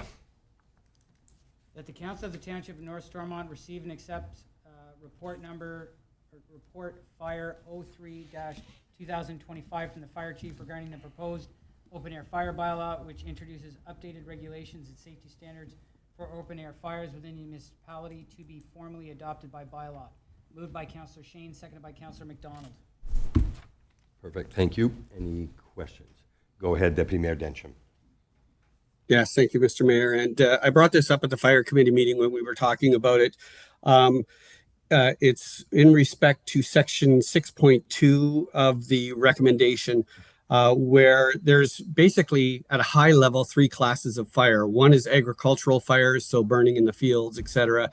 The other extreme is the residential fires, so campfires and small fireplaces. And then in the middle there, there's kind of what I think the report is referring to as a rural fire, which is basically a 2-meter cube fire. The setback that's being recommended in the report is 75 meters. To me, that seemed a little bit excessive based on my initial take. And I do realize that at the time, all of the deputy chiefs kind of supported keeping it at 75 meters. But I took the time to look at some of our neighboring municipalities, those that had this detail in their bylaws. And North Glengarry has a 50-meter setback from a dwelling versus 75. North Dundas has a 25-meter for a brush fire, which is generally in their bylaw described to be the same, 2 meters cubed in terms of the maximum size of the fire. South Dundas has a 50-foot setback. Now that's a 4 foot by 4 foot by 4 foot, so it's a slightly smaller fire. And then South Stormont had a 30-meter setback. So to me, 75 meters just seems very heavy. I would prefer if we could pull that back to at least 50 meters, because I think for some rural properties, it's actually going to make it almost prohibitive for them to have this type of fire, even though they have a half decent sized property, because they may not have that much distance to be able to have this type. So I think we're personally respecting the stance of our chief and our deputy chiefs at preferring the 75 meter. I would prefer to pull it back to 50 meters. I think that's more in line with our neighboring municipalities. Did you want to add to that? The recommendation was based on the complaints and the smoke that we're getting from the rural communities. I understand that some rural communities are some smaller, but I've been getting more and more calls regarding smoke because we don't regulate the greenwood on rural properties. So that was the intent. But if council chooses to reduce it to 50, I will bring back the bylaw at the next meeting, or unless we can make an amendment without bringing it back. 50 was the original, Councillor McDonald. So I don't, like you go rural, minimum frontage requirement in a rural is 45 meters. So at 75, 3/4 of the people are eliminated from the, so you're a very selected few that would have, so possibly maybe you have more depth there, but I would support the comment of the reducing it from 75. Even I find 50 where you're looking at quite a distance, but well, and as I mentioned, North Dundas has a 25-meter distance, which again, I want to respect the safety aspect, and I do respect the opinion of the deputy chiefs. I want to be sure that they're feeling comfortable as well. Smoke will carry, so it's not so much the smoke; it's more the setback from the dwelling. And again, I think one of the comments in that the meeting that we had was more concern for the neighbor, which, like I say, if it's smoke, the smoke will carry regardless, in my opinion. Councillor McDonald. I just want to support the comments that 75 might be, it does sound to be too large and maybe overly prohibitive to folks. And I think there are other clauses within your bylaw that you could rely on. I think your adverse effects clause, like whether your fire was 75 or 50 can't cause an adverse effect on someone else. So I would hate to set it too high and prohibit people from reasonable enjoyment of their property where it's not detrimental to neighbors. So I just, all that to say, I think I support it, and you should be able to enforce adverse effect through your other clauses in the policy. So just to be aware, or did you have anything to add there? So to be aware, are we entitled to make amendments right here tonight, or does it come back to? Through the chair, we should bring it back with the revisions at the next council meeting.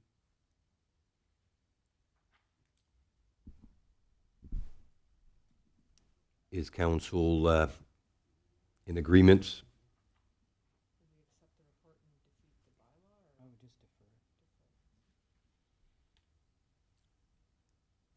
Are you okay with that, Fire Chief Gauthier? You're good? Well, man, how about if read the motion and That the Council of the Township of North Stormont receives and accepts report Fire 03/2025 from the Fire Chief regarding the proposed open-air burning bylaw, which introduces updated regulations and safety standards for open-air fires within the municipality to be formally adopted by council. Moved by Councillor Shane, seconded by Councillor McDonald. And could I get Councillor? so I'll ask, all in favor? See none, looking to defer. So motion is to defer. Thank you very much. Let's not lose time. Moving on to health and safety water stream grant. That the Council of the Township of North Stormont accepts a report from the Treasurer and Public Works Superintendent to support and approve the application to the Municipal Housing Infrastructure Program, Health and Safety Water Stream, MHIP-HSWS grant for the Payne River Crossing 200 millimeter water main refurbishment project, and approves the Township's portion of the grant, if approved, as part of the 2026 budget process. Moved by Councillor McDonald, seconded by Councillor Shane. Thank you.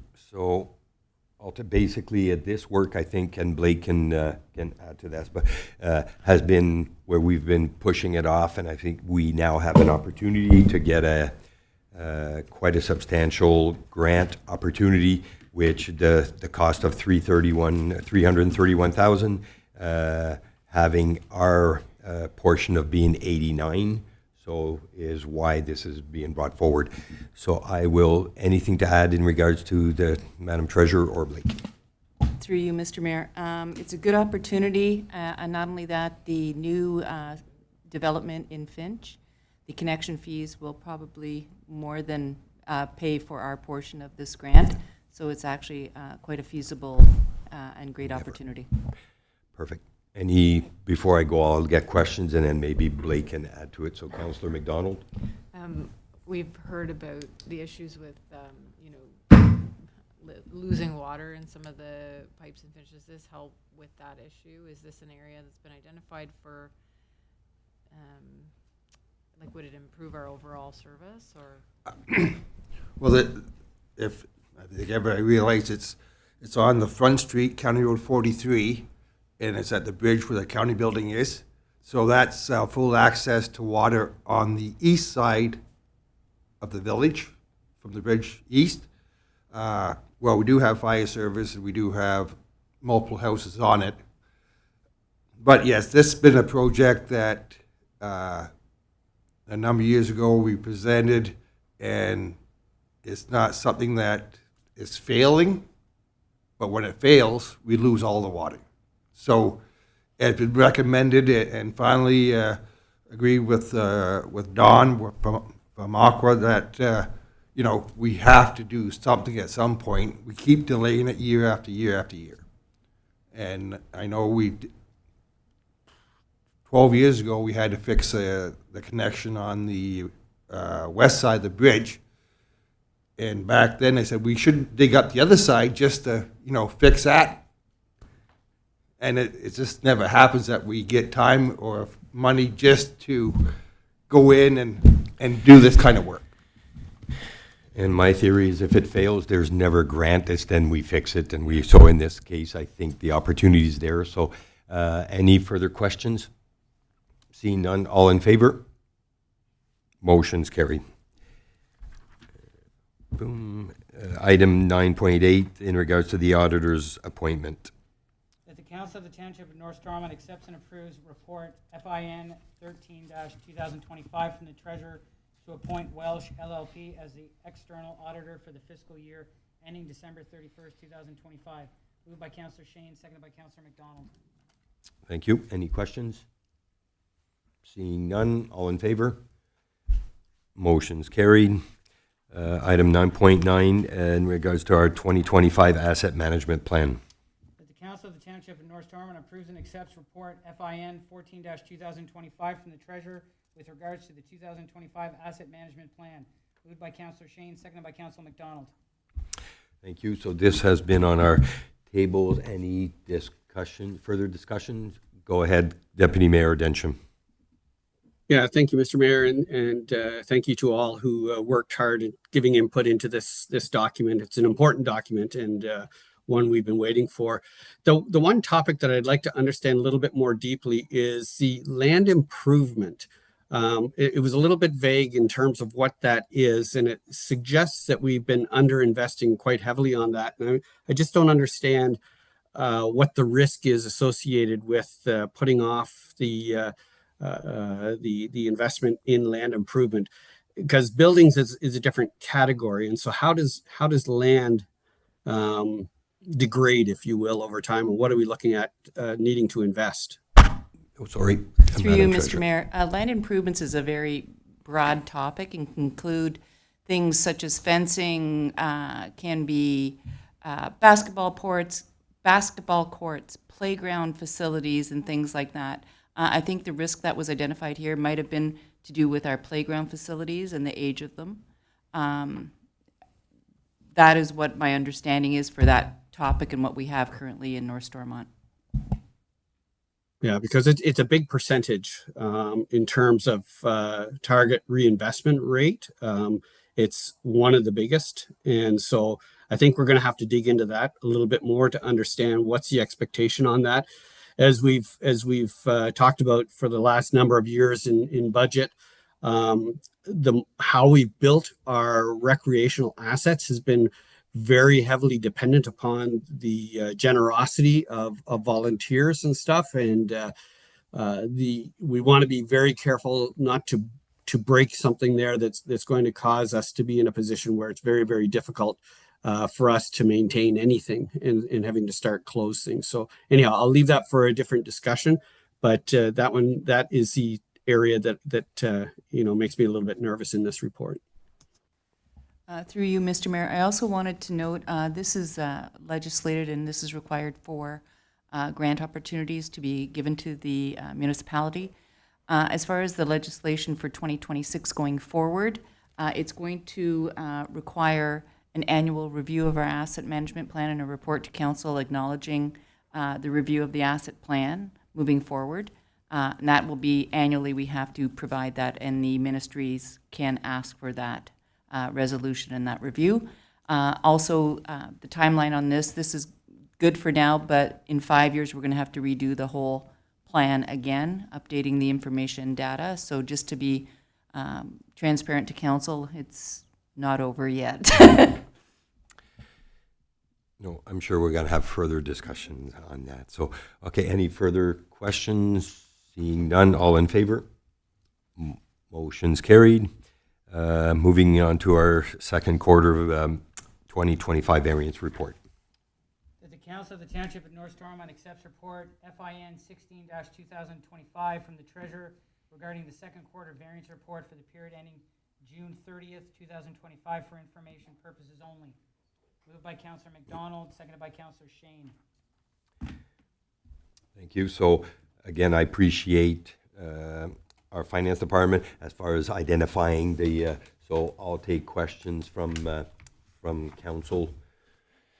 If any, I think Kim, thank you very much for identifying all the overages or under, but I like the under better than the, if I can add though, if you look overall, and Kim, maybe you can just comment on that. If you look at the bigger picture, as far as each department, I think we still look like we're falling in line with, like you identified specifics, but overall in each department. So where's your comfort level as far as the overall picture and where we stand with our actuals versus budgeted items? We are roughly at 50% for end of June. That's perfect. I guess like some areas are up, some areas are down. We also have grant funding that hasn't been recognized yet. We have, if you take a look at water and wastewater, although it's not tax supported, it looks like it's not good, but we've only billed for 1 quarter on this report. So it's not showing even half a year of revenues to offset the expenses. I actually think it's really good. Any further questions? Seeing none, all in favor? Motion's carried. 9.11 Delegated Authority Bylaw. That the Council of the Township of North Stormont receives this key information report, report number admin 12-2025 from the Deputy Clerk on delegated authority bylaws for information purposes. Moved by Councillor McDonald, seconded by Councillor Shane. Thank you. Again, for transparency purposes, I think it's good. So any questions in regards to item, where are we at? 911. Seeing none, all in favor? Motion's carried. 9.12, the sale of 15 Union Street. That the Council of the Township of North Stormont receives report admin 13-2025 from the CAO and approves the sale of 15 Union Street. Moved by Councillor Shane, seconded by Councillor McDonald. Any questions? Go ahead, Deputy Mayor Densham. Just a quick question to the CAO. Do I have to recuse myself from this vote, or am I okay to participate? I would suggest you remove yourself from the discussion just for cautionary purposes. Will do. Thank you. I know you're virtual, but I'll get you maybe to deal with signing the documentation for that upon your return. So, Will do. Thank you. Any further questions on that? Seeing none, all in favor? Motion is carried. Okay, so it's 5 to 8, so how about if we take a 5-minute break before we jump into our bylaws, and for any few-minute breaks, and we'll reconvene at 8 o'clock.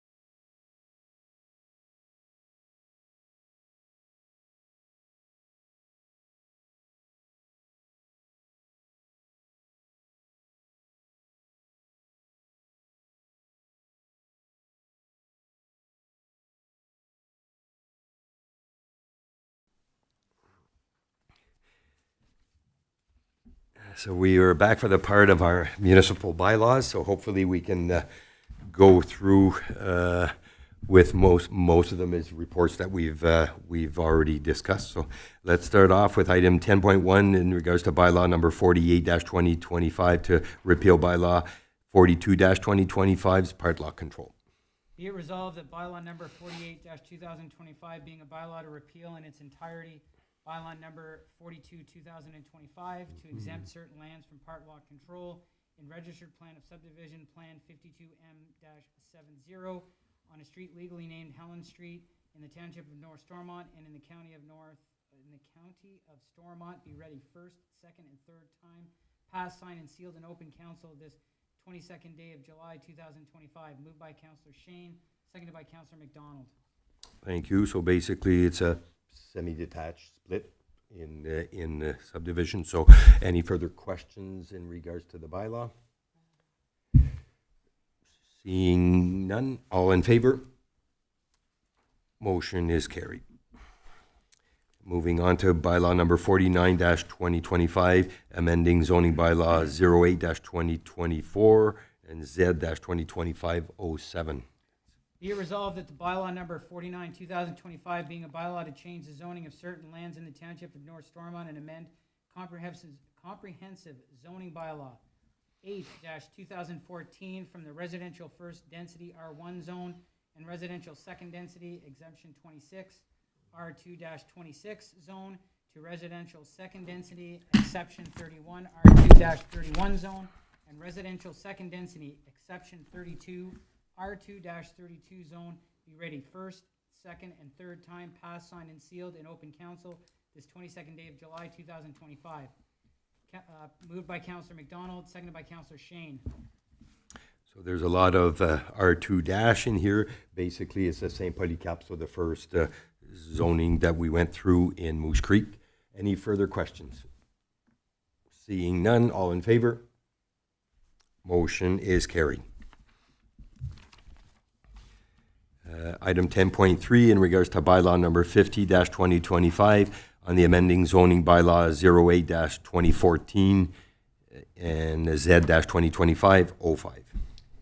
Be it resolved that the bylaw number 50-2025 being a bylaw to change the zoning of certain lands in the township of North Stormont and amend comprehensive zoning bylaw 8-2014 from residential first density R1 zone and agriculturally AG zone to residential first density special exemption 21 holding R1 21 H, residential second density special exemption 33 holding R2 33 H, residential third density special exemption 3 holding R3 3 H, and open space OS be ready first, second, and third time, passed, signed, and sealed in open council this 22nd day of July 2025.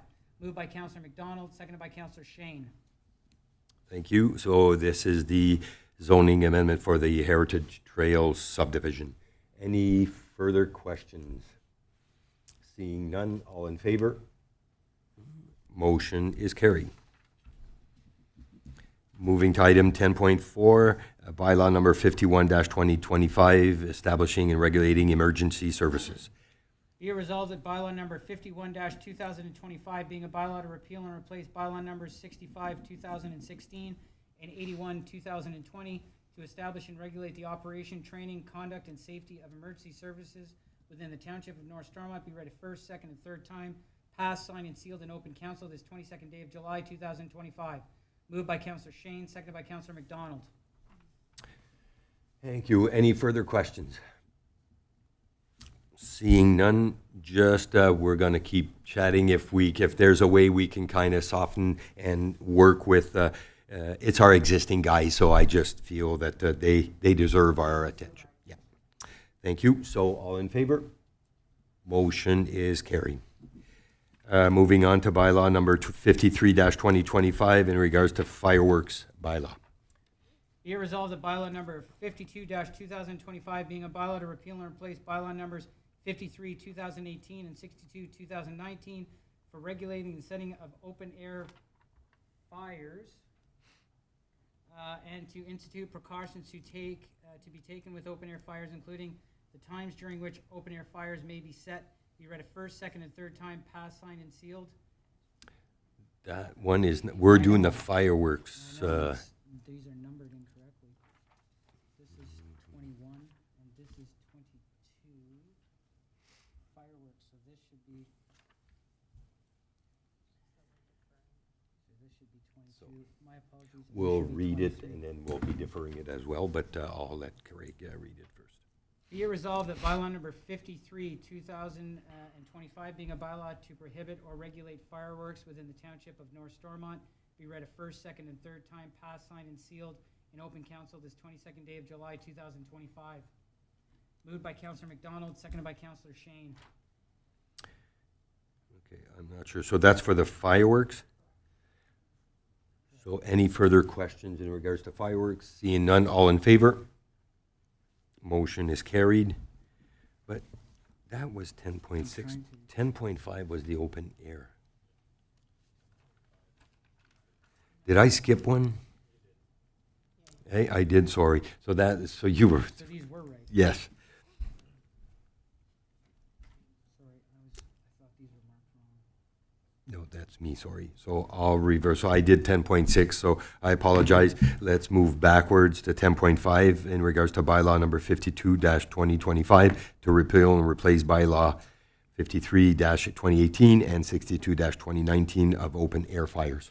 So be it resolved that bylaw number 52, 2025, being a bylaw to repeal and replace bylaw numbers 53, 2018, and 62, 2019 for regulating the setting of open-air fires, and to institute precautions to be taken with open-air fires, including the times during which open-air fires may be set, be read a first, second, and third time, passed, signed, and sealed in open council this 22nd day of July 2025. This was moved by Councillor Shane and seconded by Councillor McDonald, and I will remind council that the original discussion was deferred. So as it's read, I will ask all in favor. And seeing none, moving to defer. And motion is to defer. So motion will be deferred. Thank you. Moving on, item 10.7, bylaw number 54-2025 in regards to parking bylaw.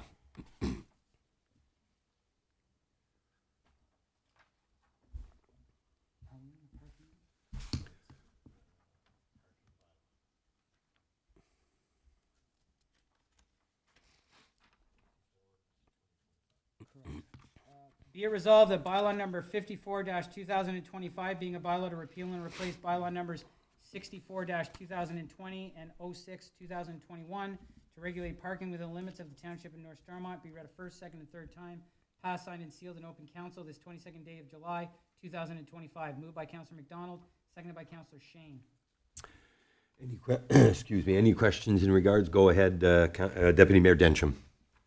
Thank you, Mr. Mayor. And to the point you made earlier, I think for the next few bylaws, I would ask if either the CAO or somebody can make any comments as to what may have changed in these particular bylaws. Through you, Mr. Mayor, the changes was to the heavy vehicle section. So the section, just bear with me, section 12 has been added to the policy. So the overnight parking has been changed, and the heavy vehicles in our township roads have been changed. That's been an addition and not a change, actually. Through the chair, can you explain what heavy- these changes are? Correct. So we are prohibiting overnight parking of the heavy vehicles in our, more so on our township roads, our township rec groups, and our township trails.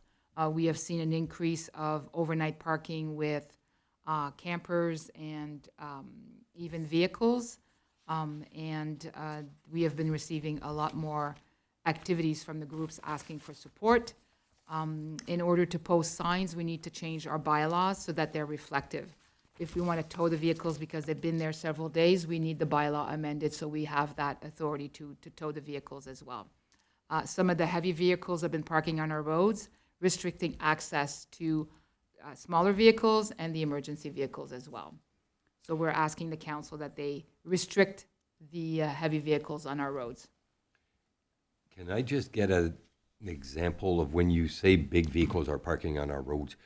give me an example without specifics, sir, but Dump trucks are parking at, what do you call those, harder vehicles, like the big vehicles, not our township vehicles, but a lot of the companies are now allowing employees to come in, so we have 18-wheelers that are parked and in areas that are not lighted, so we're getting a lot of complaints that they're being seen at the last minute.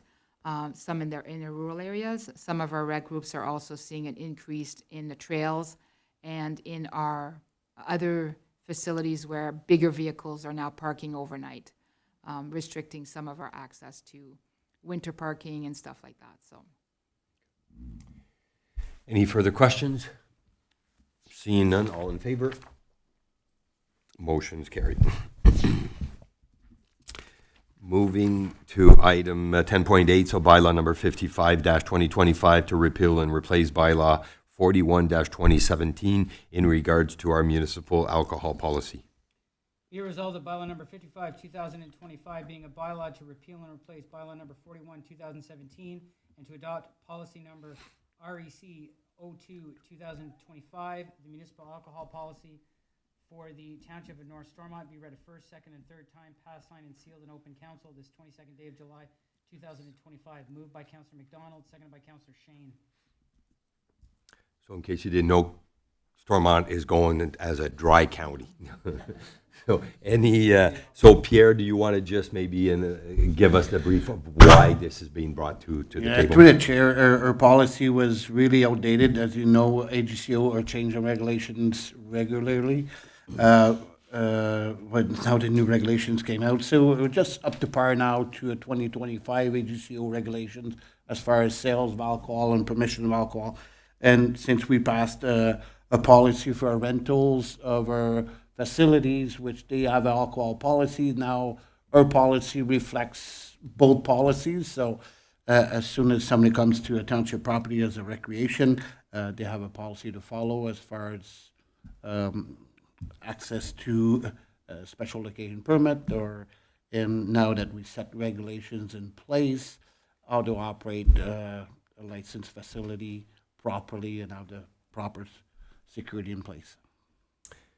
Basically, it's just an update of our old license compared to the new AGCO regulations. Any questions from council? Seeing none, all in favor? Motion is carried. Item 10.10, bylaw number 57-2025 to repeal and replace bylaw 66-2015, 17-2018 in regards to staff code of conduct policy. This is the corporate vehicle policy, is it not? Right. Be resolved that the bylaw number 56, 2025, being a bylaw to adopt policy number FIN 03, 2025, the corporate vehicle policy for the Township of North Stormont, be read a first, second, and third time, passed, signed, and sealed in open council this 22nd day of July, 2025. Moved by Councillor McDonald, seconded by Councillor Shane.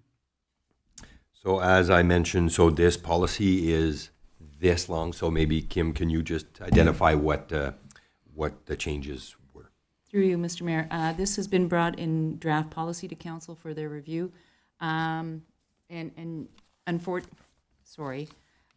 what has happened is we basically included a corporate vehicle policy, which incorporates some of the references to vehicles in the code of conduct policy and the HR policy. That's why they are also being amended, which follows. This one also includes the addition of what determines a taxable benefit for corporate vehicle use and just some general guidelines for its use. So the policy, the draft policy, did go forward to council. This is just the bylaw to formally adopt it, and then the revisions to the other two. Thank you. Any questions? Seeing none, I believe Mr. Densham does not have any questions. So.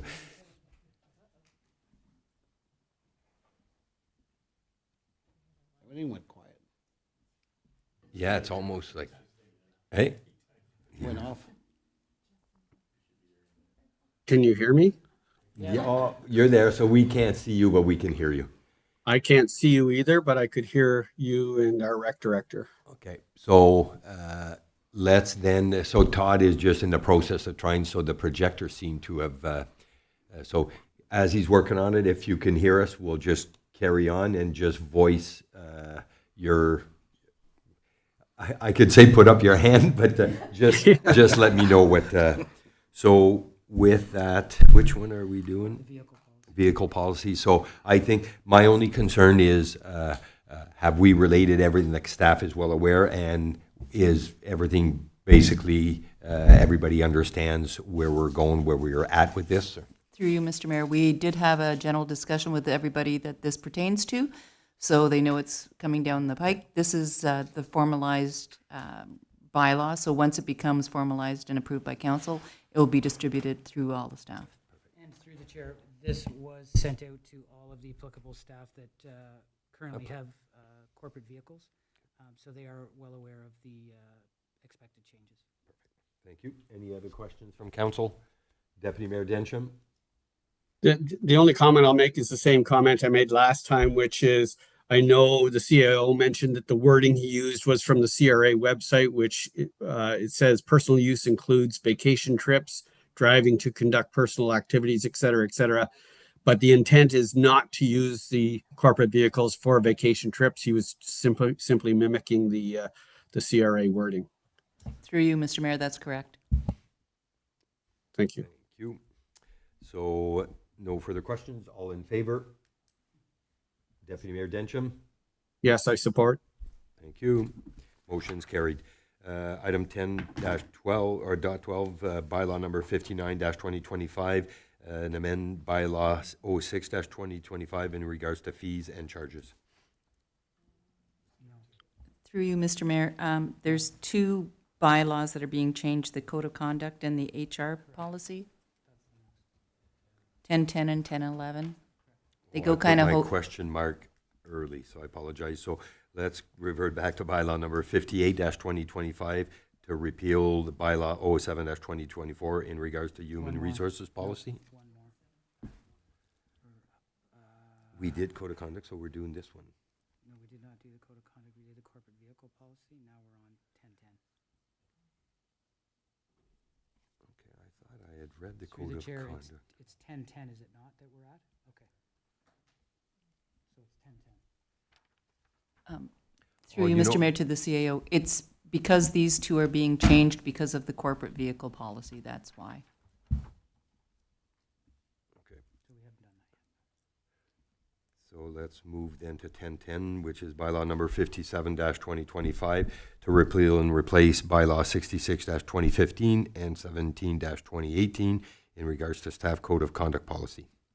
Be it resolved that bylaw number 57, 2025 being a bylaw to repeal and replace bylaw numbers 66, 2015 and 17, 2018, and to adopt policy number administration 03, 2025, the staff code of conduct policy for the Township of North Stormont be read a first, second, and third time, passed, signed, and sealed in open council this 22nd day of July 2025. Moved by Councillor Shane, seconded by Councillor McDonald. Okay, any questions? Kim, I think reflected that it's to align with both in regards to the, so Steve, you're back on, can you see us? I can't see you, but I can still hear you. Okay, so any further questions? No questions for me, but I support.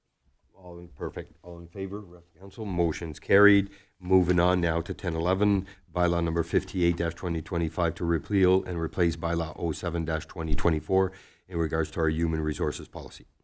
Be it resolved that bylaw number 58, 2025 being a bylaw to repeal and replace bylaw number 07, 2024 and to adopt policy number admin 04, 2025, the human resources policy for the Township of North Stormont be read a first, second, and third time, passed, signed, and sealed in open council this 22nd day of July 2025. Moved by Councillor Shane, seconded by Councillor McDonald. And through the chair, this again is the HR policy did remove some of the vehicle CRA items that was already spoken to by the treasurer, and we also needed to formally adopt the sick time that was reduced from 18 sick days to 10 sick days. Okay, fully agreed. Any questions? Seeing none, all in favor? Motion's carried.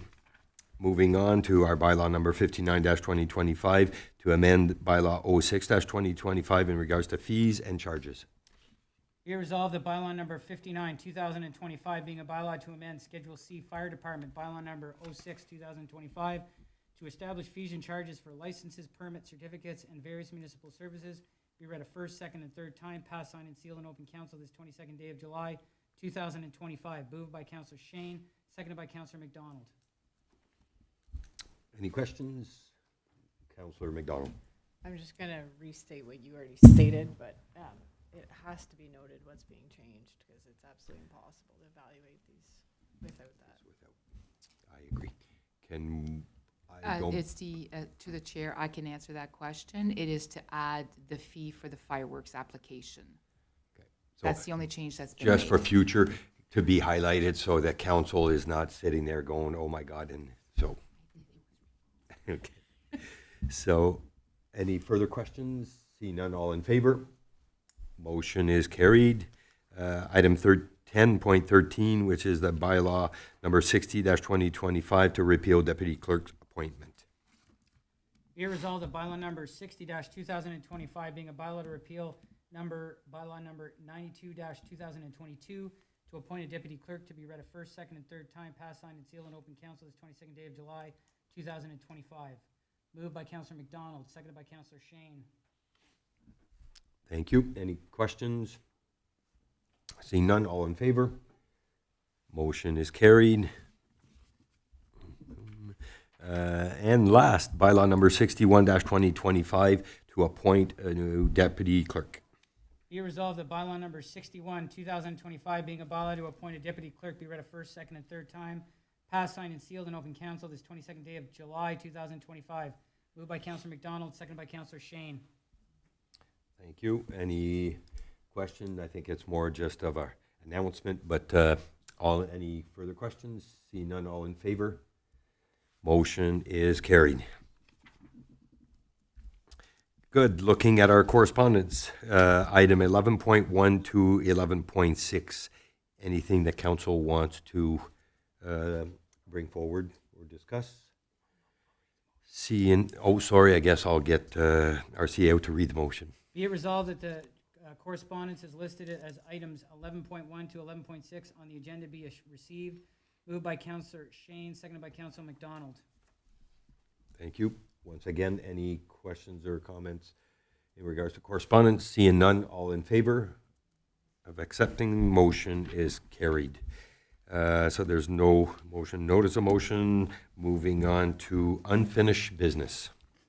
That the Council of the Township of North Stormont receive the updated backyard hen bylaw for information purposes and direct staff to incorporate changes as directed by Councillor. Moved by Councillor Shane, seconded by Councillor McDonald. Or maybe does maybe our bylaw officer want to add to context to this? Certainly, as you are aware, the survey was done last year. We had conversations about the hens bylaw and the chicken bylaw being allowed in the settlement area and so forth. This bylaw was created and written in conjunction with jurisdiction, I can't have a hard time, but considering our neighbors. So to that point, North Dundas does not have a bylaw to this effect. South Dundas does not have a bylaw to this effect. And South Stormont, North Glengarry, and South Glengarry currently have no bylaws to that effect. The ones that do have bylaws, Smith Falls has a current 6 hens in the villages, settlement area. Castleman has no bylaw to that effect, and it will not bring it back to the table until 2028. And our neighbors that do have it, Russell and have a maximum of 4 hens as well.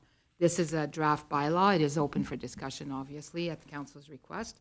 And I'm hoping that we can have a conversation about it moving forward or not, and if so, at what changes the council would like to see. Okay, so we've had some of those discussions last year. It's being brought back. I think the purpose of the reason it's being brought back, we did have a survey that went out, and I think that was answered. So does any, right now, as far as, is there specifics that you're looking for that if we do move forward, that is what you feel should be supported, or right now is it more or less you want discussions from council? I would like to see, through the chair, I would like to see the bylaw passed as it is, obviously. I did have a conversation with our CBO regarding the regulations for the coops, and he was quite aware of this, and he actually approves of this as well. So I did have discussions with him. I did have discussions again last week with all my colleagues in the bylaw industry, and what's stated here stays. So I would like to see the numbers and the coops and what is stated here to stand as is. I think we need to regulate the numbers. I think we need to keep it to a level that's manageable. We're starting to see increases in animals, wildlife coming into the villages. So I think cooping it, I'm not a farm expert, I'm not an expert in animal care, obviously.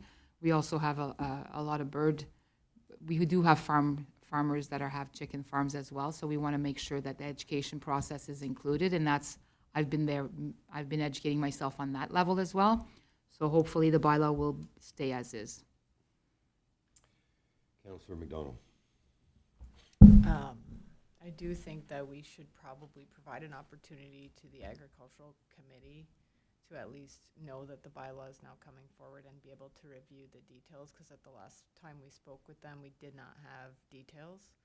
So I think it should be sent out at least by email to our committee and see if they have interest to discuss it prior, because it does, have the potential to impact through bird flu and other things our agricultural producers, and we know we have larger farms adjacent to the villages. So I would like that opportunity to do that with our committee prior to council approving. Any other comments or questions? Deputy Mayor Densham. Thank you, Mr. Mayor. And I'm assuming you can see me because I can't see you, so I'll continue to work that way. Unfortunately, we can.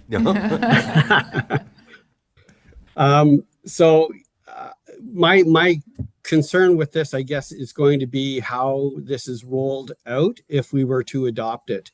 We have a lot of people who already have chickens in place, and my fear is, will we grandfather people who are in there? Are we going to ask them, because many of them already have established coops, et cetera? Are we going to ask them to apply?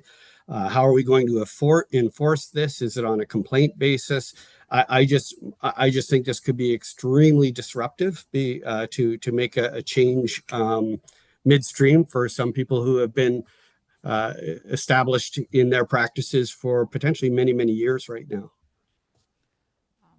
Through you, Mr. Mayor, currently the zoning bylaw does not allow any chickens or hens in the settlement area. This would permit it. Obviously, we are seeing an influx of them. I'm a firm believer that first off, we are reactive, not proactive in our enforcement approach, sir. So this will be complaint-based. And currently, I'm a firm believer that if I have a first call and a first complaint, most things, we want to look for voluntary compliance at all times. And I'm hoping to be able to work with the people and give them time to adjust to the levels they have to be. But definitely, there's always that educational approach. And we will be working with our partners in SD&G Communications to help promote this new bylaw coming in. This is in draft mode currently for that reason, so we can prepare and have an approach that is proactive in education first, and then bring the bylaw in. Okay. Yeah, those are my comments. Anyhow, like I say, I appreciate the fact that you realize that this is sensitive, especially to those who established, whether they established during COVID for various reasons at that point in time or not. But again, I do always appreciate your approach on dealing with various items of a bylaw and bylaw enforcement nature. And through the chair, I can't add much significance to what the bylaw officer has already indicated. I agree with her assessment. They weren't allowed previously. The number that we landed on was strategic because rural residents can have 10 hens, so we felt it prudent not just to reflect the best practices of our surrounding counterparts who do have or do allow for chickens in settlement areas. It was a balanced number that we felt was reasonable for these more dense village areas. So the only thing I'm not sure on, I'm not aware of chickens. How many, do they lay one egg a day? So I'm just looking at if you have 4 and you have a family of 5. And so you're sitting there, you have, sorry? Yeah. But I'm saying if you have, chickens and you're still going to the store to buy a dozen eggs because you're short from, so I'm just saying, I don't know if 6 is more in line than 10 in the rural. Again, I would love to get feedback from the rest of council. Chuck, in his surroundings, have you, or Charles, I should say, have you, do you have any comments on your thoughts?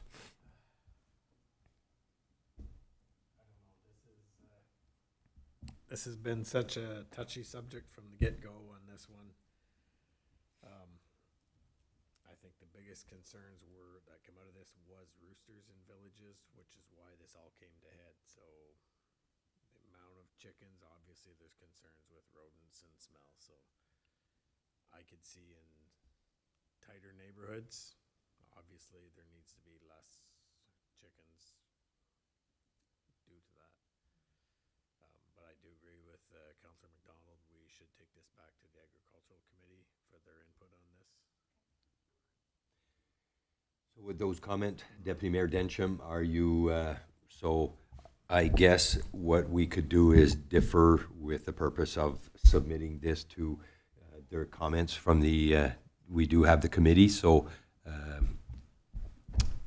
This is a draft cert for the. It's for still them. just a draft. It's just a draft bylaw, let's, sir. I'm not so- sure what the process is for that, but this is a draft bylaw from the unfinished business section because we've had this conversation in the past.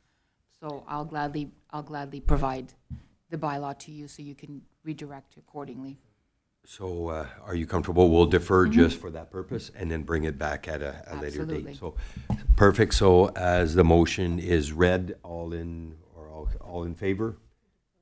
Say no. So we move to defer. Motion is to defer. Thank you very much, Council. So we are coming to an end. So scheduling of our next meeting be due with holidays. So we only have one meeting, August 12, 2025 in August at a regular time of 6 p.m., as well as our second September 9th, 2025 regular meeting at 6 p.m. as well. Can't say we apologize. I've had many meetings back in my earlier terms where the 10 o'clock mark would come around, so I know it's 8:30. It was a long one.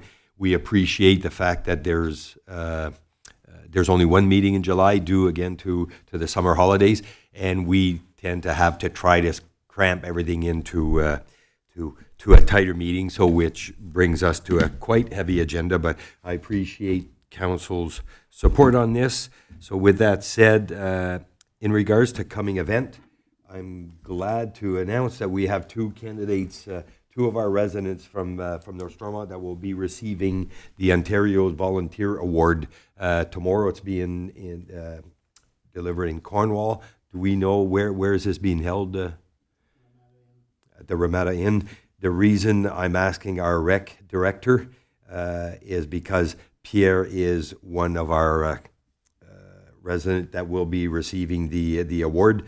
I still call him our the number one volunteer, I think, in North Stormont. He has served us well, and now we have him on staff. So congratulations to Pierre. And then the second one is anybody that walks the trail down in Chrysler all know of Monsieur André Lavictoire. So both André and Pierre will be receiving the award.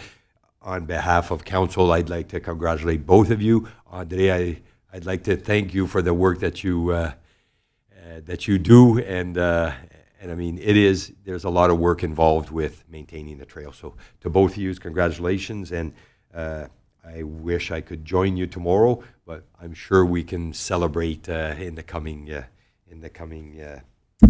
days. So with that said, is there any closing remarks in regards to council? I see Deputy Mayor Densham. Go ahead, Steve. Yeah, I just wanted to echo the congratulations to the two recipients. And I also wanted to thank the CAO and to Todd for allowing me to, or setting me up to be able to attend virtually due to a family emergency. And thank you, Mr. Mayor, for permitting that as well. Thank you. With that said, moving to our ratification confirming bylaw. Mr. CAO. Be resolved that bylaw number 62, 2025, being a bylaw to adopt, confirm, and ratify council's actions at its regular meeting of July 22nd, 2025, be read a first, second, and third time, passed, signed, and sealed in open council this 22nd day of July 2025. Moved by Councillor McDonald, seconded by Councillor Shane. All in favor? Motion is carried. And I apologize before we adjourn. Councillor Bajelli had sent his regrets, which should have been stated at the beginning. For family reasons. So I just wanted to get that mentioned later, or sooner than later. I should have been. But moving to our adjournment. Oh, before we adjourn, Noel, did you take note about chicken coop? And did you change your draft plan for? I just had to say it, but it's okay. We're deferring, so you got time. Go ahead for the adjournment, Mr. CAO. Be resolved that this regular meeting adjourn at 8:40 p.m. Moved by Councillor McDonald, seconded by Councillor Shane. Thank you. Any, well, never mind the questions. All in favor? Motion